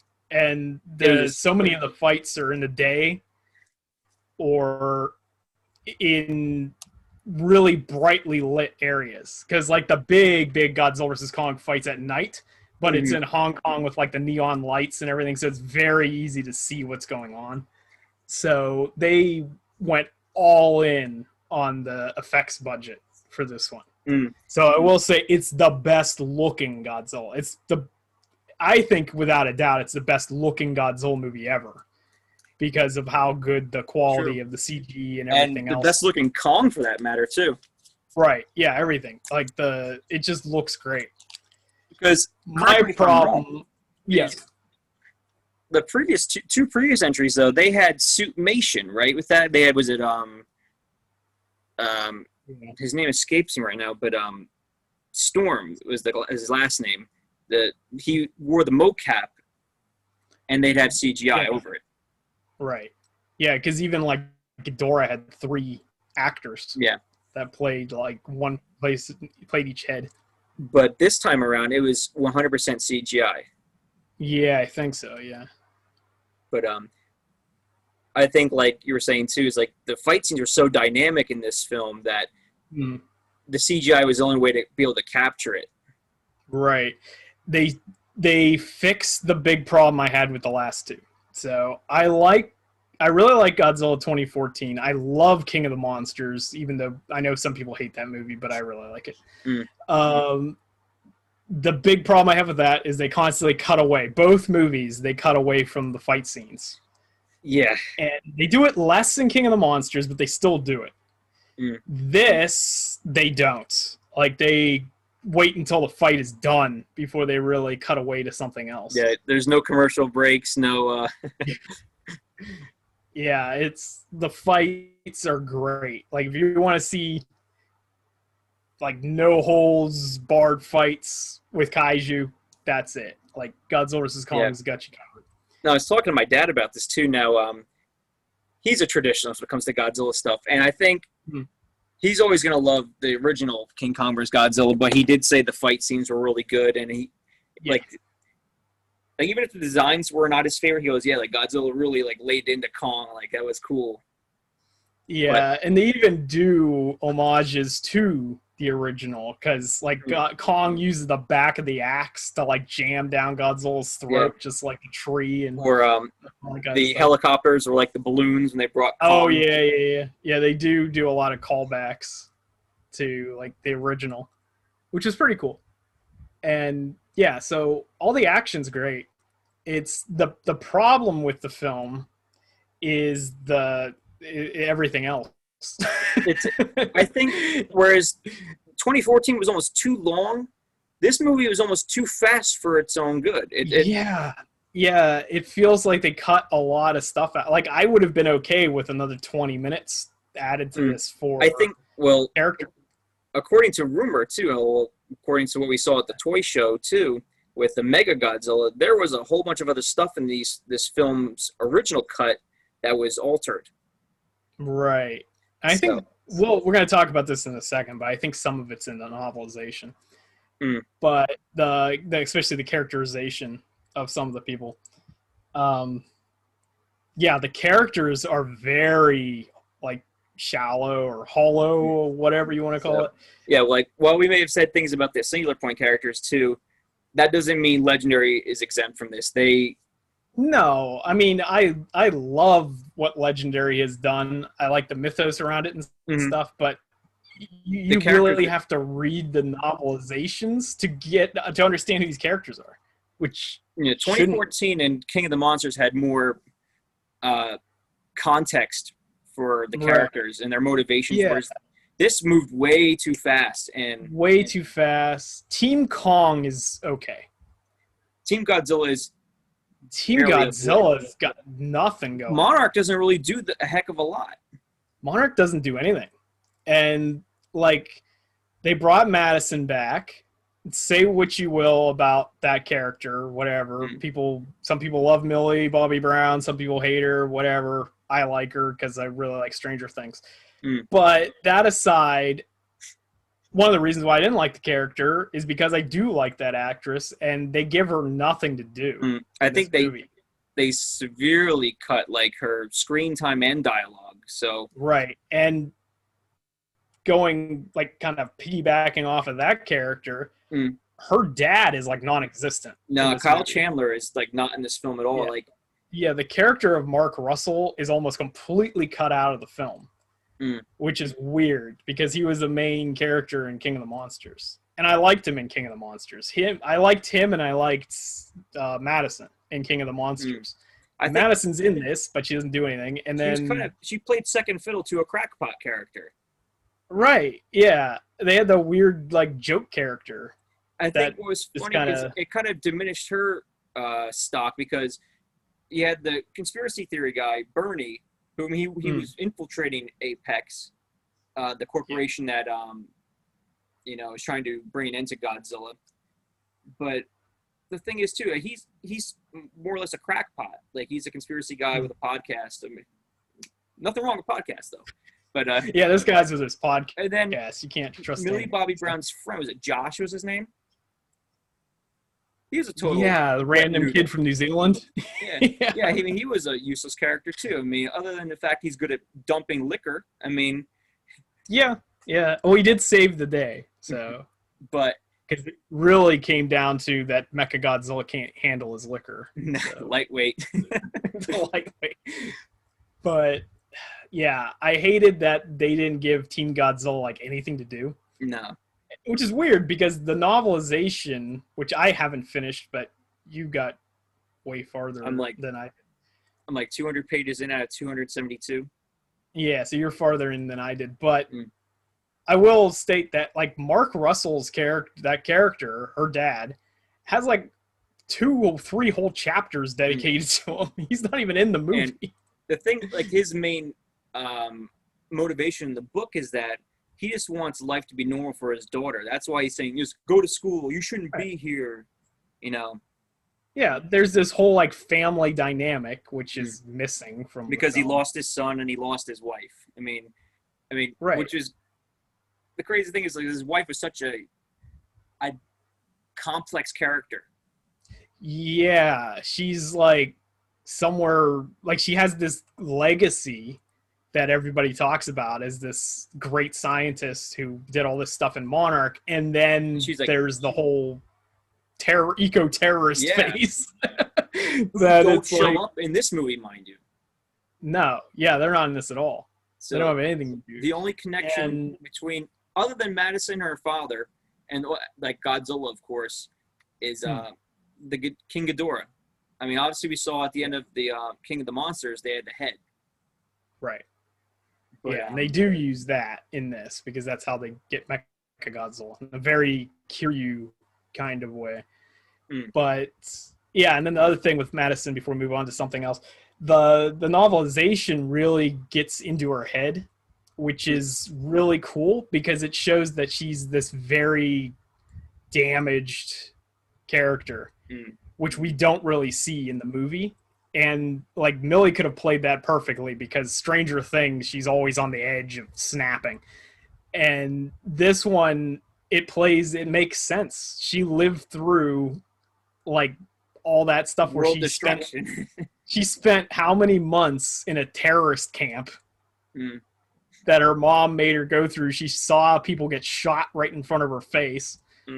And she was she was like a preteen or something when all this is going down. So now we're fast forwarding a couple years later. She's in high school. She would be really messed up. Well, the thing that it kind of regarding that too is that Mark Russell says he still pictures her with the flipped up hair, like from the King of the Monsters period. Like his pictures at that age, like she's not, even though she's getting older, he still pictures her as a young kid. And that's why he's still that adamant about her not having any involvement or you're trying to keep her as sheltered from this stuff as possible. Right. Whereas she's like, I'm already an adult because all the crap she went through. Like anybody goes through that and survives, they're going to be really jaded. So yeah, that was kind of a cool element that was in the novel. And they, even with Team Kong, I can't remember the name of the character off the top of my head, but Alexander Skarsgård's character, Tarzan. Oh, that was Lind, Dr. Lind? Yeah, he has way more backstory in the novel. Like, with his they brother. tell us, his brother is actually a character because we see what happened and everything brief, in the flashback. Yeah, it's brief, but we still see it. Like, in the movie, they tell us about it, like a sentence. A lot of the stuff they tell you in a sentence. And Ren Sarazawa is like, that's the biggest miss in this movie. Yeah. But I think with going towards the Titan or Kaiju side of this, though, Godzilla looks great, but he's basically just a wrecking machine in this movie. Kong is, I think, prior to this, I mean, yeah, I like King Kong, but I think this is a movie that really makes you endeared to Kong, like more than ever. Right. And they always do that with these versus films. When they end up being versus team up films, they never seem to be able to give you like a middle ground. Like there's always one side they skew towards.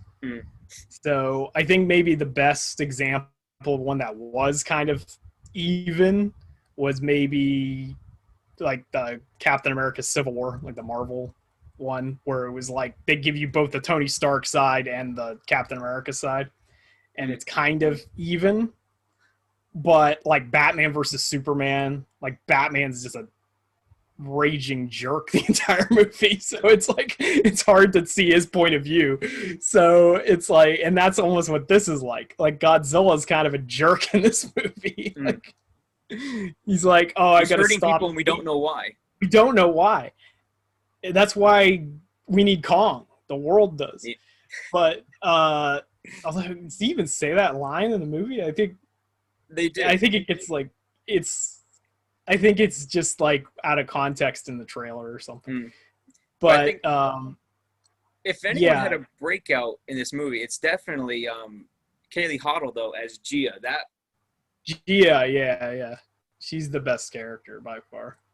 So I think she added a lot to the film, and I think because people weren't really expecting her to have such a main role in the film. I mean, you saw her in the trailer, but I think how integral she was. Right, yeah. She's literally the heart of the film. Like that. If you didn't have that character in there. And she ends up being the heart of the novel for that matter, too. Yeah. The novel also goes way more in depth with the Skull Island stuff. And the Iwi people. And I'm trying to remember the name that the Iwi gave to Godzilla. It's like begins with a Z. It's like.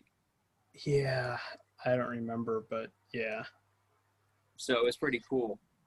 Like, and they go into like how the island was destroyed, stuff with like Kamazots and like all that stuff that's never even mentioned in the actual movie. No. Which that's weird too. Like we spent Skull Island, we spent all that time like getting to know the Iwi and all that kind of stuff, and now this movie comes along and is like, oh yeah, they're all dead. Yeah, pretty much. But it happened off screen. You don't John C. Reilly got off the island, so yeah, that's fine. The Iwi people, they're all dead though, except for this one girl. That's like so. Cool. They briefly talked about how she was rescued by Kong in the book, and that's why they have basically Kong and the Iwi are one people or one like society, I guess, for lack of yeah, it's like a sort of symbiotic relationship kind of thing. But and as you saw in the movie, she was able to communicate with Kong, even though the other people, despite their various efforts, Kong wouldn't abide by it. Kong just ignores them. Yeah, I like when he reveals that he can do sign language, and it's like, oh, yeah, so he could do it the whole time. He just didn't want to. He was just punking out everybody. Yeah, pretty much. It's like, yeah, I could talk to you. I just don't really want to. So, yeah, it's definitely it's a decent King Kong movie. Like, if you go into it, if you're a big Kong fan, aside from the part where Godzilla beats him near to death, you'll probably really like this movie. So he didn't get a heart transplant, but he had like an AED with one of the heaves. Yeah, they didn't go full King Kong Lives on us, thankfully. But yeah, they do the heave AED. And that's another thing. Like we made fun of Jet Jaguar PP. But we got to address heave. Oh, and he gave her the barf bag for the vomit. Yeah, it's like, come on. That was your name. That's the best name you can come up with is heave. The only question scientifically I have with this movie, though, is that obviously, I guess the heat was only necessary to get past the gravitational vortex. Yes. because I guess after that, I guess it's stable inside the hollow earth that they wouldn't be crushed inside. In there. Yeah. But as far as the hollow earth science goes, this is a big shocker, but this wasn't written by a theoretical physicist. So yeah, the science is maybe not super sound in this one, but I personally really love all of those like fringe theories from like the Victorian era into like the early 1920s and stuff. So I love how they put that in there, and the Showa period in particular had a lot of that like fused in there. I think lost continents and all that kind of stuff. I think what's cool is that they mention them, but they don't bog down in the details. I mean, that's why the movie moves so fast too. Whereas to its detriment, Godzilla Singular Point had those text message conversations trying to like over explain stuff, and it still never made anything clear. Yeah, half the film is a text message. But yeah, this one, I didn't mind that they skipped over the science stuff because I'm sure they'll address that later. And we'll talk about this in a second about like continuing the series and everything. But I wish they would have spent more time developing the characters though with Kong. Yeah, and that's Godzilla vs. Kong. That's my only real problem.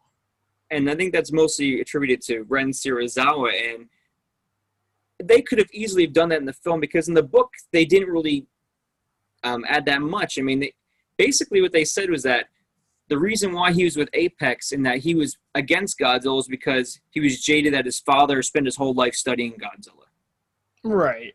Which anybody could have filled in those gaps, but that still needed to be in the movie. And it makes you even wonder, is Ren Shirazawa even needed other than just that, I remember there was a Shirazawa in the other movie. Right, yeah, he's not. Yeah, he's really a throwaway character. And except for the book, you'd never know he's actually the son of Ken Watanabe's character. Because he could just be some other guy called Shirazawa. I mean, there's a lot of people in Japan that have the same last name.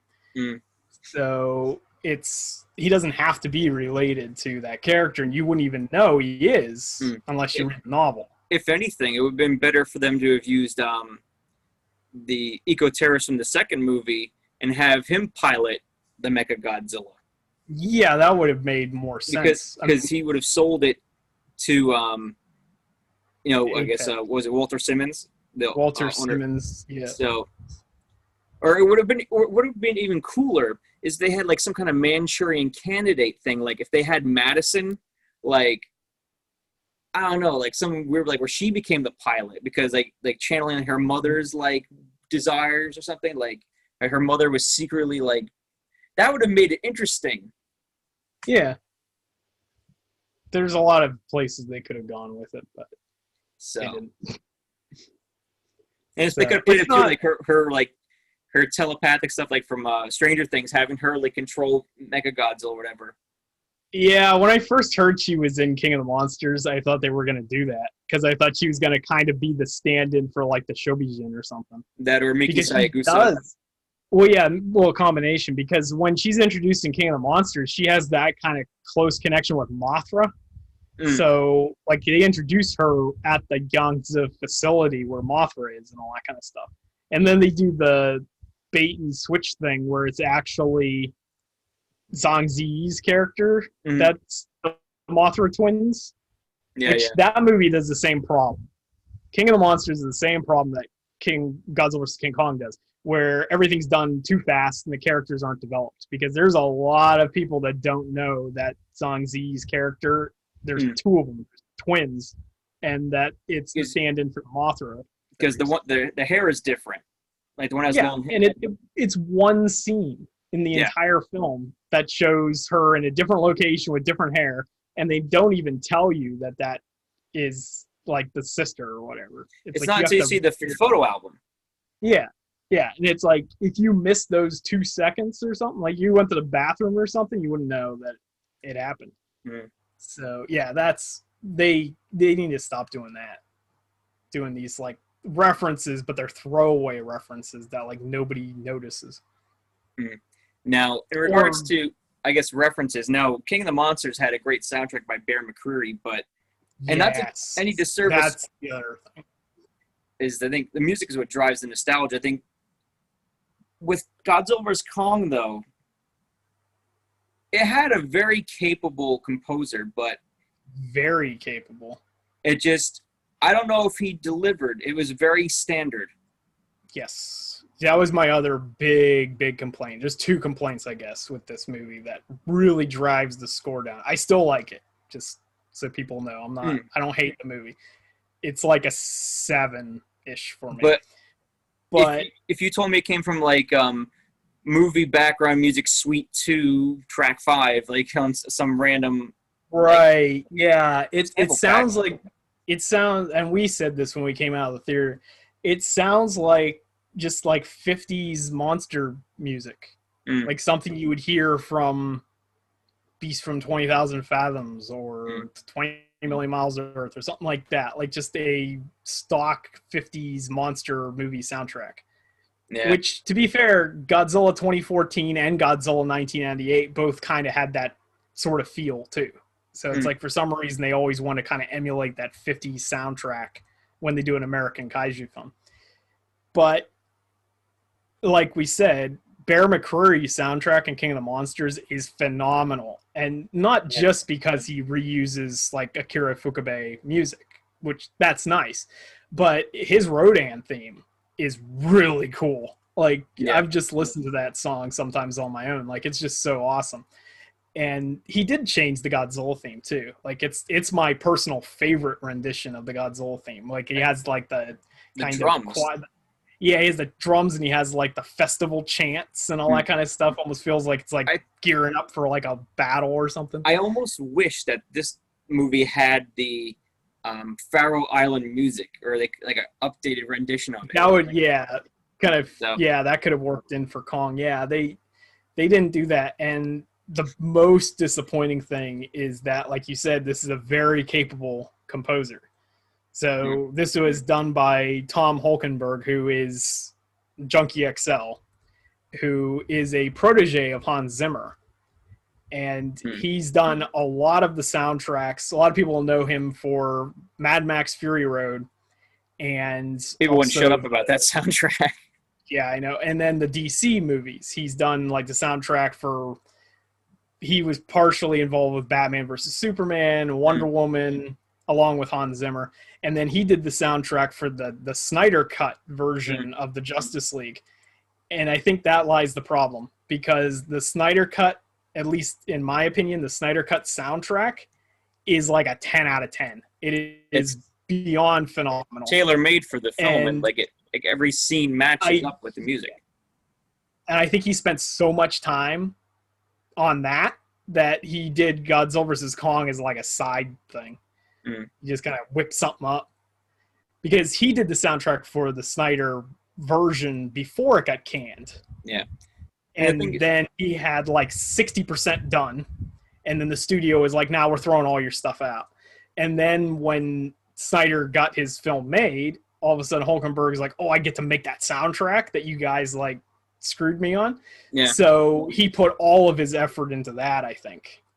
Now, you said, too, you saw the standard Justice League movie, that the soundtrack didn't really gel with it. No. Yeah, it doesn't. It's Danny Elfman does the soundtrack for that, who did the 80s Batman theme and stuff, but it just does not work. But he only had like 6 weeks to throw it together. That's like asking a guy to make an E.T. game for Christmas. Exactly. Yeah. So yeah, that was a mess. But the Snyder Cut soundtrack, some people thought it was overblown, but I thought it was really good. But Godzilla vs. Kong just comes off as being generic, and he only has like one theme that he keeps reusing in different versions throughout the entire movie. So that I think is a huge negative for Godzilla vs. Kong, especially coming off of King of the Monsters, because that had an amazing soundtrack. I don't know, maybe having the licensed music, like in the King of the Monsters, you had Blue Oyster Cult, which was just so cool to hear. But then was in this movie, The Air That I Breathe. It's like, I don't know, it was just a weird note to go out on. Well, they started the movie with Kong scratching his butt, so like, it's progress, I guess. Yeah. But yeah, the music was there. I don't think it didn't ruin the It was film, there. but it didn't put it over the top. Just there in the air. But moving forward though, now obviously this was said to be the last hurrah of Godzilla in the Monsterverse. Now they said that the Monsterverse is going to continue forward though. Yes. Now, yeah, we had 2 things going on for sure. Mm. And hopefully they'll continue doing the comics, and I'd really like them to do more novels that aren't just novelizations of the films. That'd be cool. But they are 100% doing a Skull Island anime on, hilariously on Netflix, not HBO Max. Mm-hmm. So, which, without getting too much into the details, Legendary and Warner Bros. Had a huge fight over this movie because they went to court and everything else about it because of HBO Max.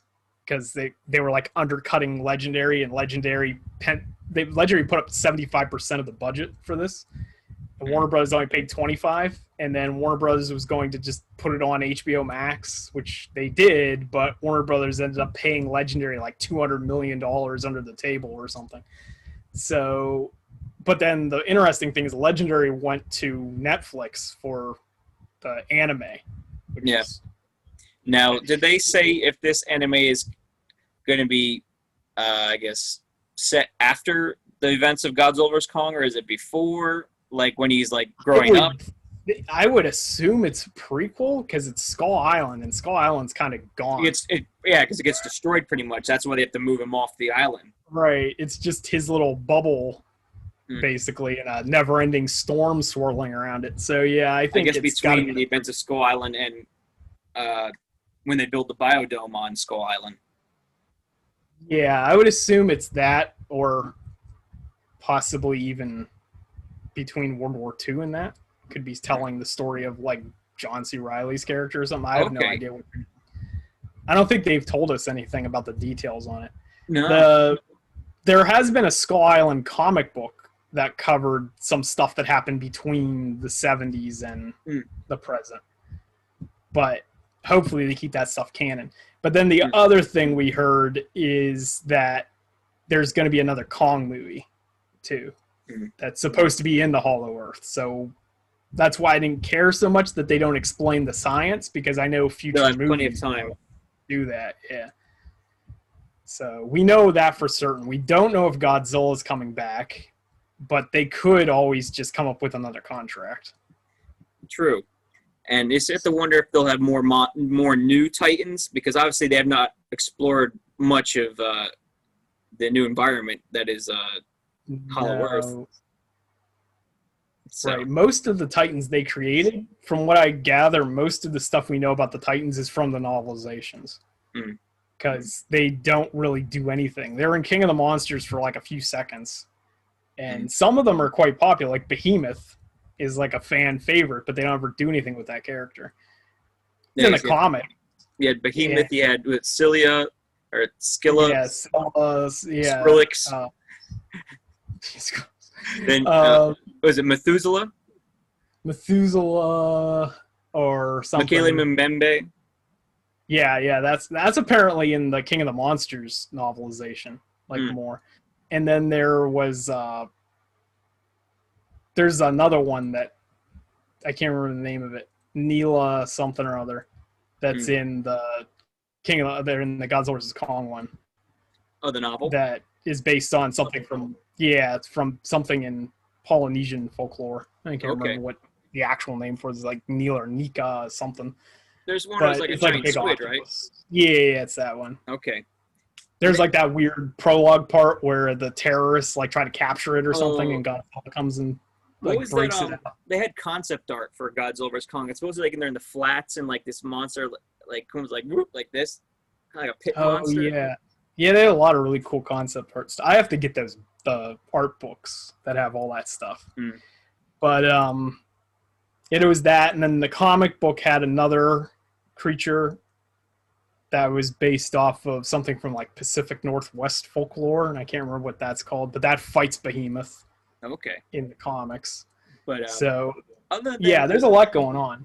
Now, other than those Titans that we've seen, Now, obviously, say Godzilla is completely off the table. Who would you like to see in the Monsterverse going forward, whether it's interacting with Kong or their own separate movie, and then eventually they all reconvene in like some kind of Avengers style mashup? Personally, if Godzilla is completely off the table and there's no chance of him coming back in the foreseeable future, I would say that they should go and try for the Gamera license as like a replacement. They basically rewrote the Gamera films with this Godzilla. Basically, yeah, because we talked about this, I think, in a previous one, but the legendary Godzilla has a lot in common with the Heisei Gamera. Very true. So, especially the 3-beat film story arc, where by the end he's like this seemingly a villain in the last movie and then turns good at the end or whatever. He's just misunderstood or something. So, yeah, that is very similar to the Heisei Gamera arc. So I would like them to do Gamera, especially since Kadakawa Dai doesn't seem to be doing anything with Gamera. No. So we'll see what's going on. Far between they'll like do licensed stuff like we've seen with the figures, but we'll do figures, but I don't even think there isn't even a movie actively planned. No. So I don't know what they're doing with that. Nothing really. So I would say go for the Gamera license because the Heisei Gamera proved that that's a viable character. Very true. And I think I'll have to see if I can find it on my phone or on the computer, but somebody did like concept art of like a Monsterverse Gamera. It looked really sweet. Right. So, yeah, that would be pretty cool. I would say go for that. But like in terms of like Toho, like back wall stuff, I would just love, and I know you can get a high profile director for this too. If you were to do a Gargantua's movie, you could probably even get a Guillermo del Toro or even you could probably get I know, don't laugh, you can get a Tarantino out of retirement to help produce it and then get Brad Pitt to be, you gotta have Brad Pitt in it because that's like allegedly one of his favorite movies of all time. I just think it'd be cool because see how good the fight scenes and how good, like the dynamic lighting and Godzilla vs. Kong was, to see Gyra and Sanda in that kind of like style fighting, that would be incredible. Yeah, that would be pretty cool. So, but I don't know if like something like that, like I don't know how viable it would be for general audiences, but yeah, it would be cool to see that kind of stuff. Maybe even if you brought ideas like that somehow into like the back end of a Kong movie or something to set it up and then maybe go from there. Something like that. I don't know. Because Kong, the thing that's weird though is everybody's like, well, okay, the Monsterverse can't survive without Godzilla. The highest grossing film still is Kong Skull Island. Yeah. Out of that entire franchise, which is almost by like $100 million more than even Godzilla vs. Kong. Yeah, so it's pretty crazy. Kong does bring in more money than Godzilla, which is weird, but he's pretty popular in Japan too, from what I've seen. Yeah, I think everybody knows the character. So, but he has a 21-year lead on him. Yeah, 21-year lead, and the fact and just the nature of the character. I think too, when you talk about King Kong, Godzilla's had a number of films. Kong films are fewer and far between. So I think when a Kong movie comes out, it feels like a cultural event. Right. And like we said, the nature of the character is more relatable. Like we talked about Gia and Kong in this.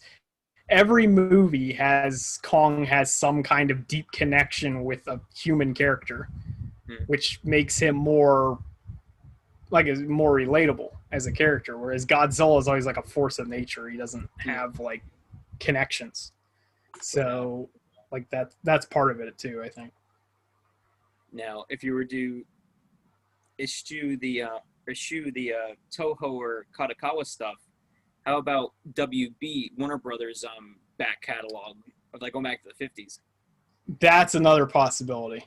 And that I think could really work too. Like even if it's as like a Monarch series or something, like there could be, because Warner Brothers, a lot of people forget, Warner Brothers has a lot of those giant monster movies from the 50s in their back catalog. One of them being Beast from 20,000 Fathoms. Yeah, I mean, that would be pretty cool to see that make a comeback. So, yeah, Radosaurus, you've got them is one of them. Black Scorpion was another one. So even if they're just cannon fodder for like right. But I think it's kind of like, was it Kong Skull Island? He mentioned the ants. He goes like, if you hear something that's like whistling, it's an ant. That's an ant. Yeah, it's like, sounds like a bird, but it's an ant. Like that could have been a them thing. And I think actually that director, it's Jordan Voight Roberts or something like that. He even mentioned something about wanting to do like a them remake at some point. So I'm pretty sure that was a them reference. And as far as Black Scorpion goes, you could actually work Black Scorpion into like a Rodan story arc if you were allowed to use in Rodan. Mexico? Because Rodan's in a volcano in Mexico. And it's that's where the Black Scorpion stuff was. There was that whole ecosystem in the cave in Mexico, which I think was in a volcano in Mexico. Yeah. So, or you can have you can either do a scorpion like that or even have like some kind of mega Nulon like hybrid kind of whatever. Yeah. Yeah, you could totally do that. There's that Black Scorpion has a sequence in the cave where there's a bunch of weird creatures. It's not just the scorpions. Actually, I think some of them are throwbacks to the spider pit from Kong that never got. Those like bipedal like two-leg things. Yeah, it was like Kong a weird like centipede thing. Yeah, the 33 Kong had some weird creatures in it. That's like I said, the Skullcrawler was influenced by that one. Yeah, Skullcrawler comes from that one two-legged lizard that's like crawling up the vine. Yeah. Yeah, they've already done these weird like deep cuts for like classic Kong stuff. So I would like to see them do that stuff. Black Scorpion, I think, was a Willis O'Brien thing. So that's kind of connected to Kong. So like that could be cool. But considering you put Rodan in Mexico, that kind of makes sense.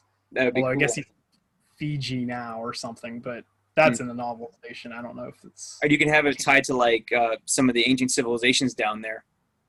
Yeah, Aztec. We absolutely could. And that was some of the stuff that was so cool about Rodan. Like I love Rodan's design. I love his theme, and the mythos around him is crazy because he's like almost one of the more has like the darker horror type stuff to that character, which I mean does eat people. I mean, he eats a dude in the movie. He like snaps the pilot up when he ejects out. Oh, that's right. But apparently the backstory for Rodan, the other cool thing about the Monsterverse is they always do that viral marketing where they have like the Monarch website that's up before the movie comes out. And if you went to King of the Monsters, did all kinds of, I don't even know if that site's up anymore, but if you went to it for King of the Monsters and you looked up Rodan, there was like all this cool stuff about like the Aztecs and all this stuff. Apparently there's cave paintings all over the walls that they comment, like Sarazawa's commenting on how vivid the red is on the painting or something like that. And they're like, yeah, that's human blood. Well, I think what was interesting too is like when they had like the marketing for King of the Monsters, you had each monster in a different color, like with Ghidorah with the yellow, Rodan with the red, Godzilla with the blue, and like I think was it Mothra had was like that teal. Yeah, it's teal. Yeah, but like the other kaiju, like they're worshipped or whatever, but Rodan is like there's like human sacrificing going on and like all this stuff. Like he's even called the Rodan the Fire Demon or something like that is like his nickname. I think Mark Russell has that funny line. He's like, "Oh, that's comforting." When they say his name is like the Fire Demon or something. But yeah, the Rodan had a really cool backstory to it. So yeah, I would definitely like them to do something more with that character. But if they can't even do Godzilla, I don't know if they'll be able to do. I think what's tough is that like you look at Singular Point, they had like the after the credit sequence with the Mechagodzilla that supposedly it was the creator wanted it to be Mogera, but actually no, they wanted Mogera to be used instead of Jet Jaguar, I think. But I think there was supposedly someone dressed as a Mysterian in the. That's what people were saying. Like I guess the the technicians working on Mechagodzilla have like Mysterian type helmets or something like that. So it could be a reference. The thing that was funny was in Godzilla 2014, was there an after the credits scene or no? I don't think so. No, Skull Island had the one that hinted at the next movie. Skull Island had the big one that I remember. I knew about it ahead of time, but I wish I didn't, because I remember that if I had not known that the post-credit sequence, I would have really gone crazy, because that's the one that reveals that you're getting Godzilla and it's setting up Godzilla and Kong fighting each other, but then they immediately do the Mothra, Rodan, King Ghidorah reveal, and it's like that was like wild. I think that's what's just so frustrating, is that for this movie there was no after scene, nothing. Yeah. So as soon as it's like it seemed like it ended. Mm-hmm. So like I was hoping, like, as either Godzilla was going out to the sea or like Kong was, you'd hear like, you know, like when the Heisei Gamera movie ends and you hear like his like wail. I was hoping you'd hear like that sound, and it's like, I know it's so simple, kind of hinting. Yeah, but it kind of hints that like when Godzilla will return or something, like they like almost like a Bond film, movie. you know, like how James Bond will return in yada yada. Right. Yeah, that would have been cool. But there was all these rumors that they were supposed to have like a Mothra scene at the end or something. It was just a bunch of nonsense, but it usually is. But I guess we'll have to wait until either a future Comic-Con or another Godzilla Fest to see what other details that they'll dish out to us. Right. Yeah. We'll see what's going on with that. And that's the other thing too. Like a lot of people online are like, I want to see what Toho does next or something. It's like, well, Toho didn't announce anything. I mean, we did. We saw a Singular Point. And then other than that, you had the theme parks. They're going crazy with theme park. Global pandemic. Open 2 theme parks. Seems great. Well, they do have like Nintendo World and all that crap too. So it's like Japan's just going all in on theme parks right now. That you can't visit. But yeah, exactly. They're trying a Disney model. You know, Disney lost billions of dollars this last year because of the pandemic, but it's a good idea. I don't know. But yeah, they talked, like 3 years ago, at least, that they mentioned World of Godzilla, whatever that is. And they still haven't mentioned a single thing about that. Is it becoming something like the Dark Universe? It's like, will it or won't it? You just need to bring in the Tom Cruise part of the trailer. He's just screaming in the plane. It's like, Godzilla roars and it's Tom Cruise's scream, like instead of the roar. But yeah, if you want to kill your franchise fast, go the way of the Dark Universe. Now, do you think they'll ever land the big one? They'll get Nicolas Cage in a Godzilla movie. God, I hope so. Oh man, Nick Cage, that would make it. Doesn't matter what it is. A remake of Godzilla's Revenge with Nicolas Cage playing every part. Nicolas Cage is Minya. No makeup, no suit, just a giant Nicolas Cage. It's just Nick Cage. Yeah. That's what you do. Or Nicolas Cage dressed up as Ichiro, wearing the short shorts and the yellow hat. Like, that would work. Scoping out some vacuum tubes. Yeah. I can see him being a vacuum tube collector. Well, you know, I found this vacuum tube in this warehouse. I mean, it's off limits, but I'm a curious kid. I'm a little wild, but I had to do it. Yeah, I think it would work. I think that's an amazing idea. You need Nicolas Cage needs to be somewhere in the Monsterverse. They need to you have like giant Nicolas Cage. Figures out a way to like grow to the size of Godzilla. That'd be amazing. They need to have who's like an all-star cast that you get for this. It'd have to be Nick Cage for sure. Who else would you put in here to make this as weird as possible? Well, we said Brad Pitt. Well, if there was a Gargantuous movie, right? Maybe that's the Gargantuous. Maybe Brad Pitt and Nick Cage somehow get mutated and become the Gargantuas. Nick Cage becomes Gyra and Brad Pitt becomes Sanda. Yeah, that seems about right. That would work. We need to get we need Keanu Reeves somewhere. Keanu's got to be in everything these days, so we'll put him in there somewhere. He did Bill and Ted. He did old John Wick 4 is coming out. Yep. Yeah, John Wick 4 comes out in May. And then 5 is supposed to get filmed like after that. I don't know. They can have like a mashup with like Fast and Furious. It's Dom Toretto. Don't do that. I got family. Just bring family into it. Well, that's Kong. Kong's all about family. That's the thing with Gia or whatever. So yeah. They got common ground. Him and Dom and Kong can talk about family.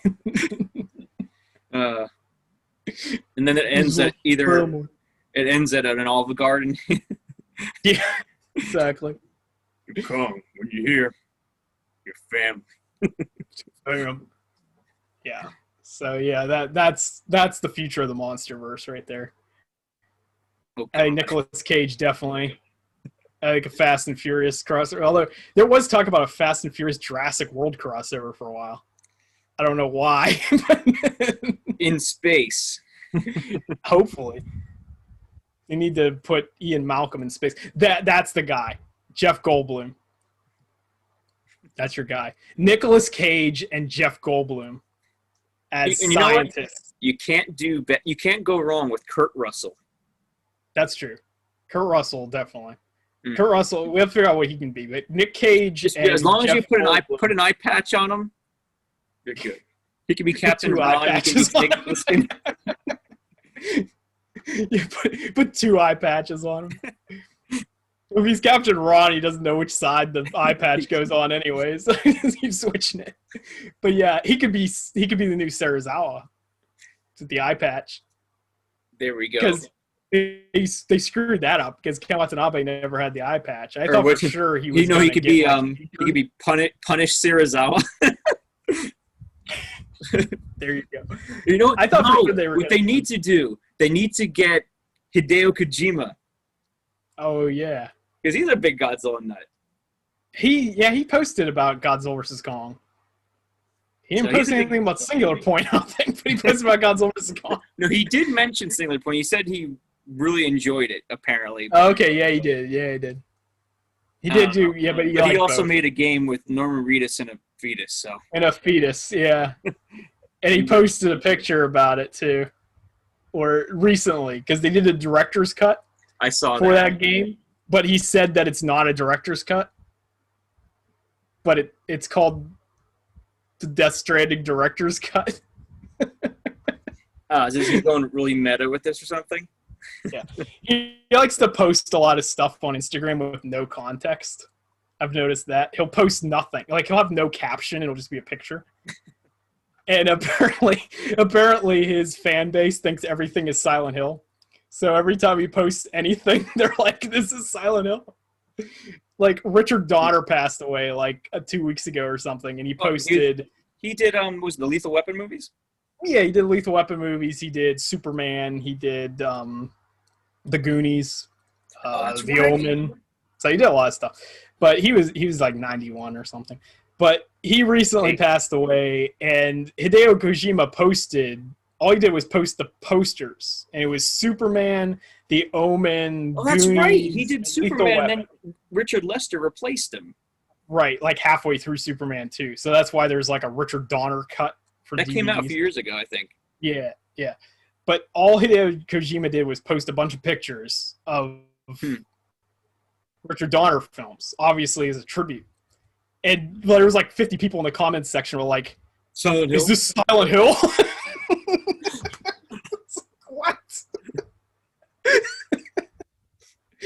Yes, because when you combine Superman and the Goonies, the obvious conclusion is Silent Hill. It's like, what is wrong with these people? No, it's the Switch Pro. Switch Pro. Yeah, that turned out to be the Switch OLED. It's like, oh god. which is probably going to get destroyed by that Steam Deck that's coming out. Well, But, we'll see. yeah, Well, it that was depends on another story.